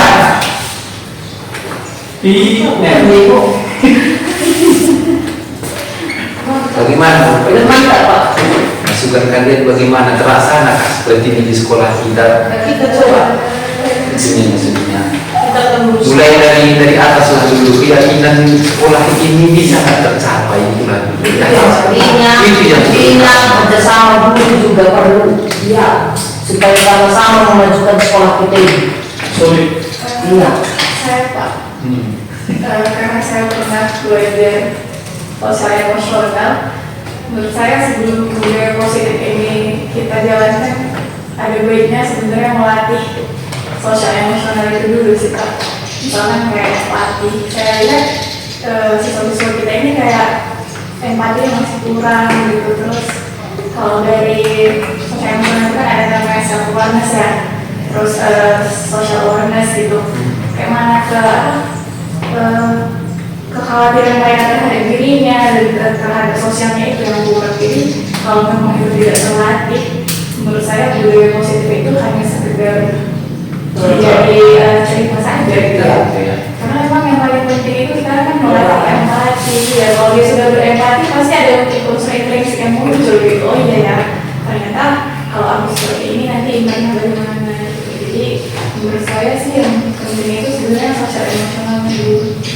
Waktu di bagian kita belum itu kan, kita belajar sosial empati itu kan, cuma karena fokusnya ke langsung ke disiplinnya, memang itu memang harus pertama belajar sosial emosinya Memang itu saya tanggapi kan, memang itu yang tujuan disiplin positif yang di awal tadi kan, cara menentukan disiplin, sedangkan disiplin tadi kan itu motivasi intrinsik sebetulnya. Nah, memang itulah tugas guru gitu. Cuman dalam pelaksanaannya, karena kan ada yang melenceng. Nah, kayak mana cara penyelesaiannya? Itu tadi baru muncul segitiga restitusi gitu. Kalau saya bilang akan penerapan lagi seperti itu. Iya, penerapan. kita jangan dulu kita mengatakan nggak mungkin, sedangkan kita belum melakukan. Setelah kita rasakan nanti baru kita bisa ini kan gitu. Kadang-kadang gitu seperti itu kan. Kita suka memberikan respon, tapi belum pernah kita rasakan atau kita lihat, tapi kita respon gitu lah. Gua berarti. Jadi kalau dari saya juga ada penerapannya bagaimana nanti di sekolah kita ini itu ada. Dan tujuan kalian bapak-bapak sebagai dua orang yang pertama sebagai guru ini kan, itulah bagian kalian untuk mengajar semua, membuka cara pikir kita semua. Karena memulai sesuatu itu pasti ada yang setuju, ada yang tidak setuju. Jadi membuat yang tidak setuju itu menjadi setuju. Karena bapak ibu kita susah menyatukan mindset di sini. Ini kekuatan kita, menyatukan mindset. Makanya dia kenapa kita seperti guru bilang tadi, kenapa kita hanya kerja kurang kerjasama, karena mindset kita berbeda. Jadi kami harapkan dari bapak guru pemerintah ini supaya menyatukan mindset kita semua dan menyatukan mindset yang paling utama kuasa. Mohon maaf kalau saya menjatuhkan, supaya ibu kepala sekolah kita, karena dia pemangku utama untuk semuanya ini, dialah kita sebagai kepala, sebagai tempat kita bergantung. Kalau dia nggak tergantung secara tepat, kita pun nggak akan bergantung. Sebagai manajer kita lah. Iya, seperti itu lagi sebagai manajer. Jadi sebenarnya semuanya lah. Jadi sebelum ke kami, ya ubah dulu cara mindset dari atas hingga semuanya bisa terdampak positif. Kita nggak ada buka lembaran lama, kita tutup saja lembaran lama semua. Kita buka lembaran baru. Itu dari saya. Kalau dia makan terjadi benar-benar iya dan mulai bagus, sangat mulai sangat bagus. Saya menanggapi Bapak Ibu, sama seperti teori kontrol yang tadi, kita tidak bisa mengubah orang lain. Kita tidak bisa mengubah kepala sekolah. Itu garis bawahi. Kalau mungkin kita ubah dia. Kalau kita mau sekolah kita maju, bagaimana caranya? Kan? Saya bukan menggurui Bapak Ibu. Saya pun banyak kekurangan. Mungkin keterlambatan saya pun tinggi ya Bapak Ibu. Cuma ini pandangan saya saja. Kalau kita mau memperbaiki sesuatu, kita mulai dari diri kita. Kemudian apa yang bisa kita terapkan? Langkah kecil aja, buat aja keyakinan kelas. Saya rasa kalau ada keyakinan kelas, nilai-nilai yang diyakini itu lama-lama akan meresap ke karakter murid, dan itulah yang lama-lama menjadi budaya. Nggak hanya di sekolah, nanti terbawa juga ke lingkungan dia keluar gitu. Jangan berharap saya mau guru Sianu seperti ini, saya mau kepala sekolah seperti ini. Tunjukkan di kelas kita masing-masing. Misal KS ada kelasnya, dibuat yang mana kelas itu memang nyaman bagi siswanya, sehingga nanti kelas lain yang melihat dia yang mempengaruhi buat kelasnya sendiri. Bu, Pak, kelas orang itu gini lah, dan kapan kita buat kayak gini, kapan buat kayak gitu. Gitu. Lebih baik perubahan seperti ini daripada kita mengharapkan orang lain yang berubah. Betul Pak. Udah kuat, aku keyakinan saya tadi itu kuat. Cuma situasinya nanti gini ya, aku bukan udah bilang sampai aku jelek Pak.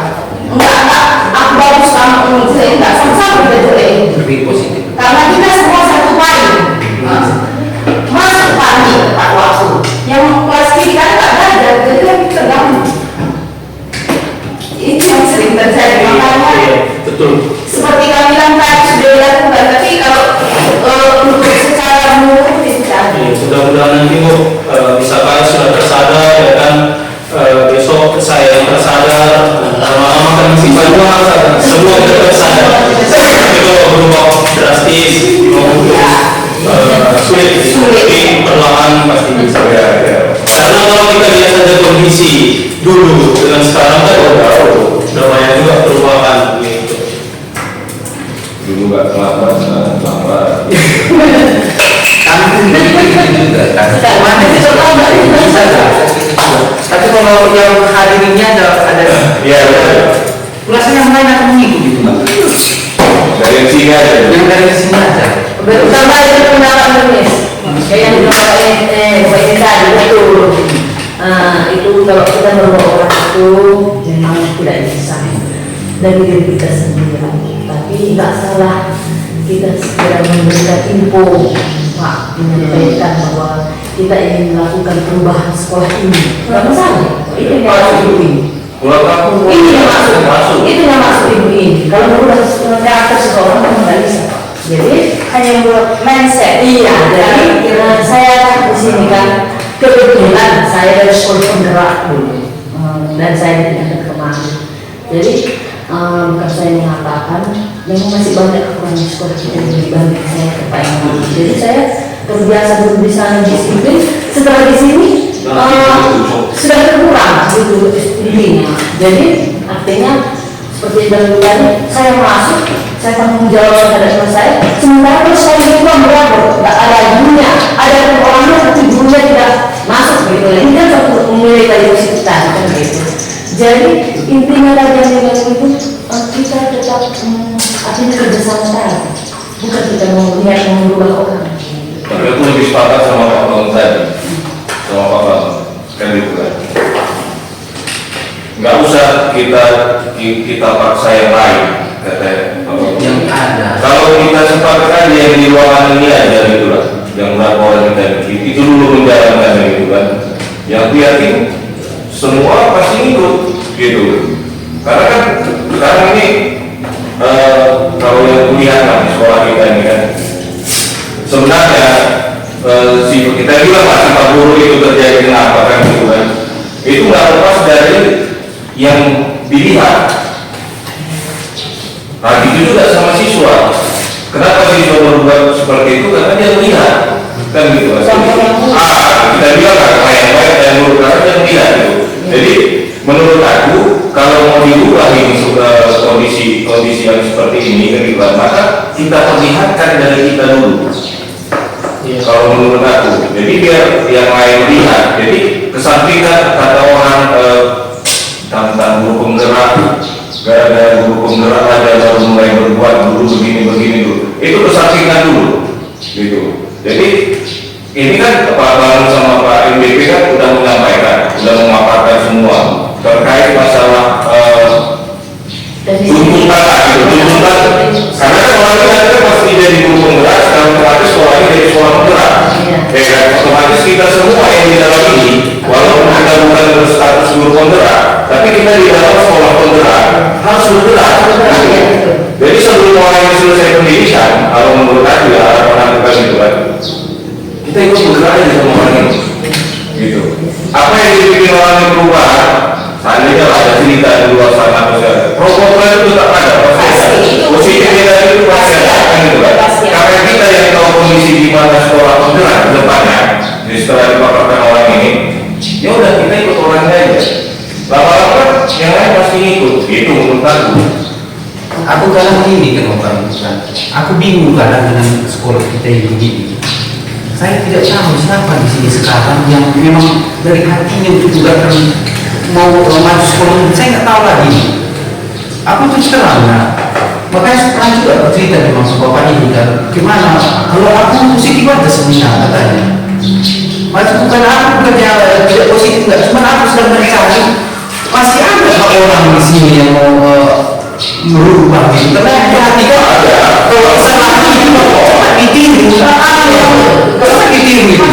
Yang ini yang melakukan ini saya bayangkan lagi juga ini yang cepat lihat di sini. Tapi kalau ada yang melakukan yang baru di sini, kadang ini kan bahasa itulah, lah beri kamu jadi kan gitu, istilahnya kan.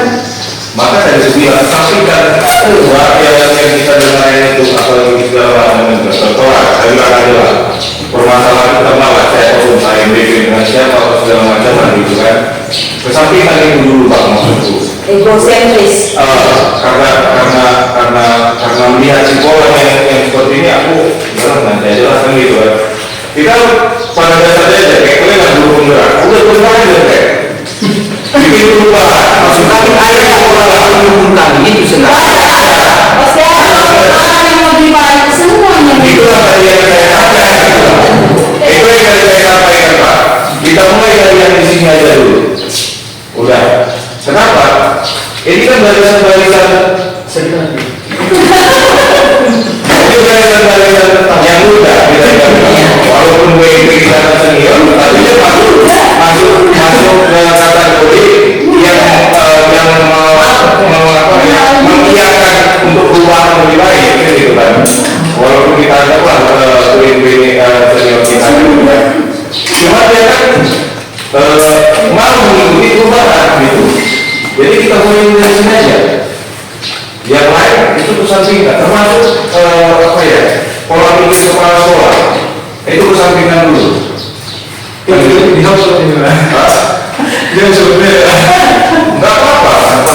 Maksudnya begini loh, kita kan mau ini perubahan sekolah kan harus berubah. Nggak mungkin sekolah itu tetap seperti ini, sementara di dalamnya ada guru penggerak. Artinya kalau sekolah tetap seperti ini, guru penggeraknya gagal. Iya kan? Nggak ada buat perubahan artinya. Kalau kalian tetap mengikuti, tapi gini, hati-hati ngomong, percuma aku bikin inovasi, percuma aku bikin perubahan yang lain yang mendukungkan gitu kan, ujung-ujungnya mau apa kita? Artinya status aja sekolah penggerak, nggak ada perubahan kan gitu kan. Jadi maksud aku, ya udah, kalian tunjukkan aja perubahan apa yang perlu dilaksanakan ketika sekolah ini menjadi sekolah penggerak, kami yang ikut. Gitu. Intinya dari bapak lah salah satunya contoh nenek saya kan, selama ini saya datang dari awal karena saya paling awal di sini guru dari mana saya datang begitu dari ini yang apa yang digunakan kita kembali ke masa 2019 saja waktu kita cek kalian dari Martini 720 paling lama udah di sini. Yang dari Martini kalian bertiga lah ini bisa kan? Bisa. Kenapa? Karena jam 7.10 dan 7.15 itu kepala sekolah berdiri udah duduk di meja. Udah duduk di meja di meja artinya kan ada yang memotivasi kita. Nah, coba kalian yang memotivasi kan. kami akan ikut. Coba kalian yang memotivasi kan. Jam 7 kami tidak terlambat gitu. Iya, bukan meja kapan Tadi di sini. itu kita buat dari situ gitu. Kayaknya kita 2019 dulu ya gitu kan. Kalian yang dari Martini kan gitu kan. Dari jam 7.10 dan 7.20 paling lama kan. Bahkan kita masih sempat lagi ngobrol di meja piket sebelum jam pelajaran dimulai. Ya sekarang tidak cuy. Jam 8 kita masih sampai sini kelas masih ada yang belum ada dulu. Berarti sebenarnya kemampuan itu ada ya. Gila gitu. Kenapa? Karena kita tengok. Si kawan ini aja kayak gini. Si Omingnya aja kayak gini. Si tantenya aja kayak gini. Kayak gini kan gitu deh. Coba kita bikin dulu. Pagi-pagi kita nyampe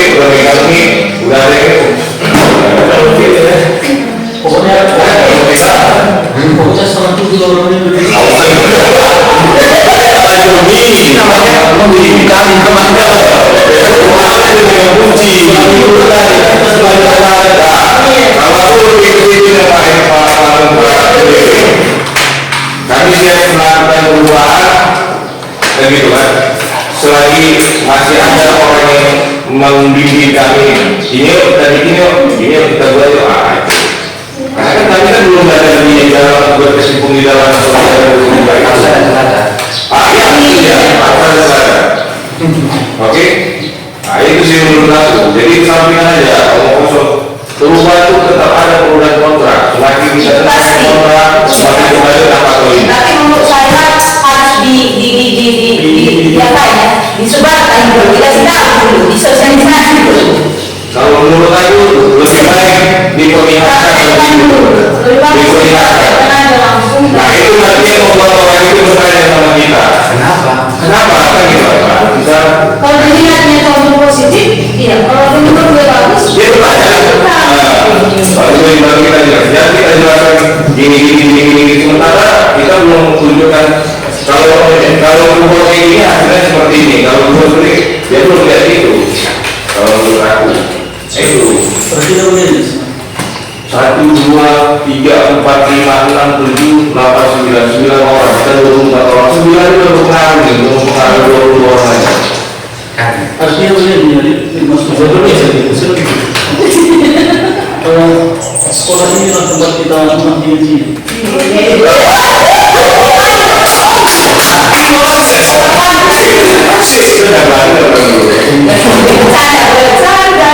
Kalau kita yang berada di dalam sekolah apa yang bisa kita lakukan untuk sekolah formal banyak yang harus kita berikan. Tapi perubahan kecil yang kita lakukan itu harus bisa kita praktekkan. Salah satunya adalah penerapan budaya positif. Adalah kalau kita komitmen punya keyakinan untuk menerapkan, saya rasa saya juga ikut.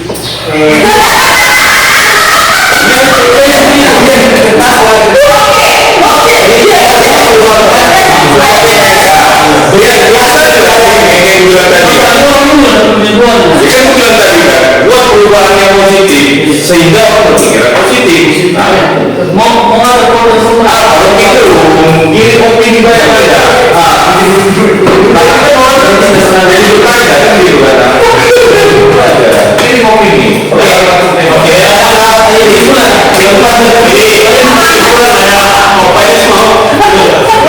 Ini kesimpulannya Bapak Ibu. Kita ingin semua perubahan ya kan? Ya. Oke. 01.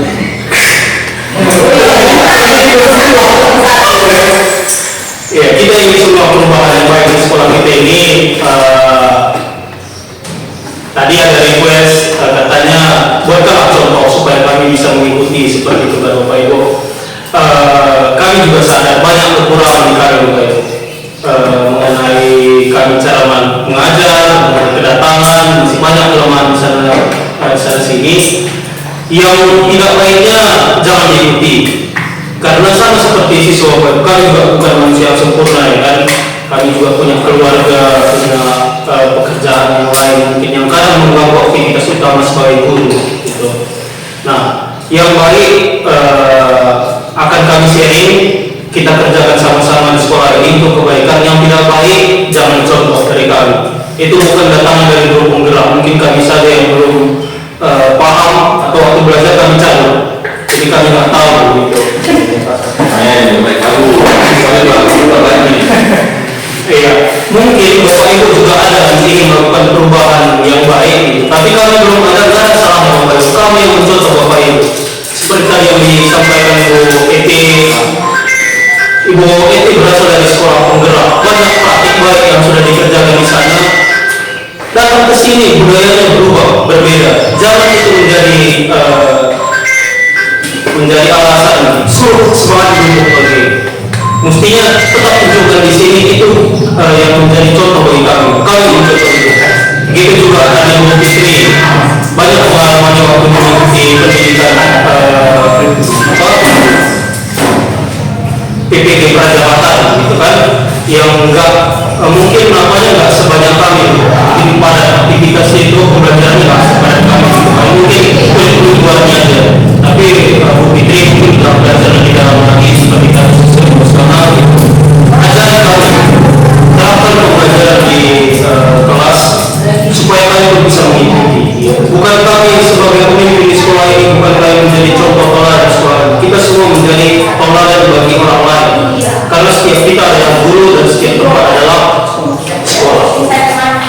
saja dari saya Bapak Ibu sebagai kalimat penutup. Pak Dede. Nah, iya. Jadi terima kasih Bapak Ibu. Kalau kami perhatikan Bapak Ibu antusias ya. Sepertinya mau perubahan di sekolah ini. Jadi terima kasih. Seperti yang Bapak ini bilang tadi ya, jangan pula lah tergantung kepada kami kan. Kami juga berusaha lah.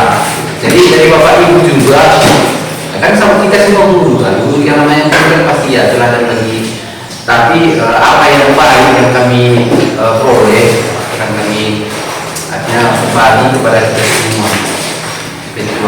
Terima kasih atas masukannya, terima kasih juga atas kehadirannya telah mengikuti diseminasi sebagai hasil nyata bagi tugas kami.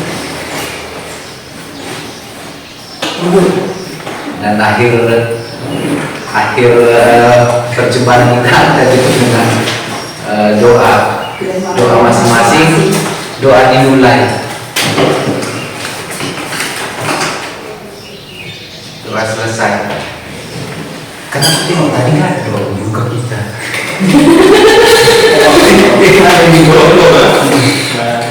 Masalah ya. Ya,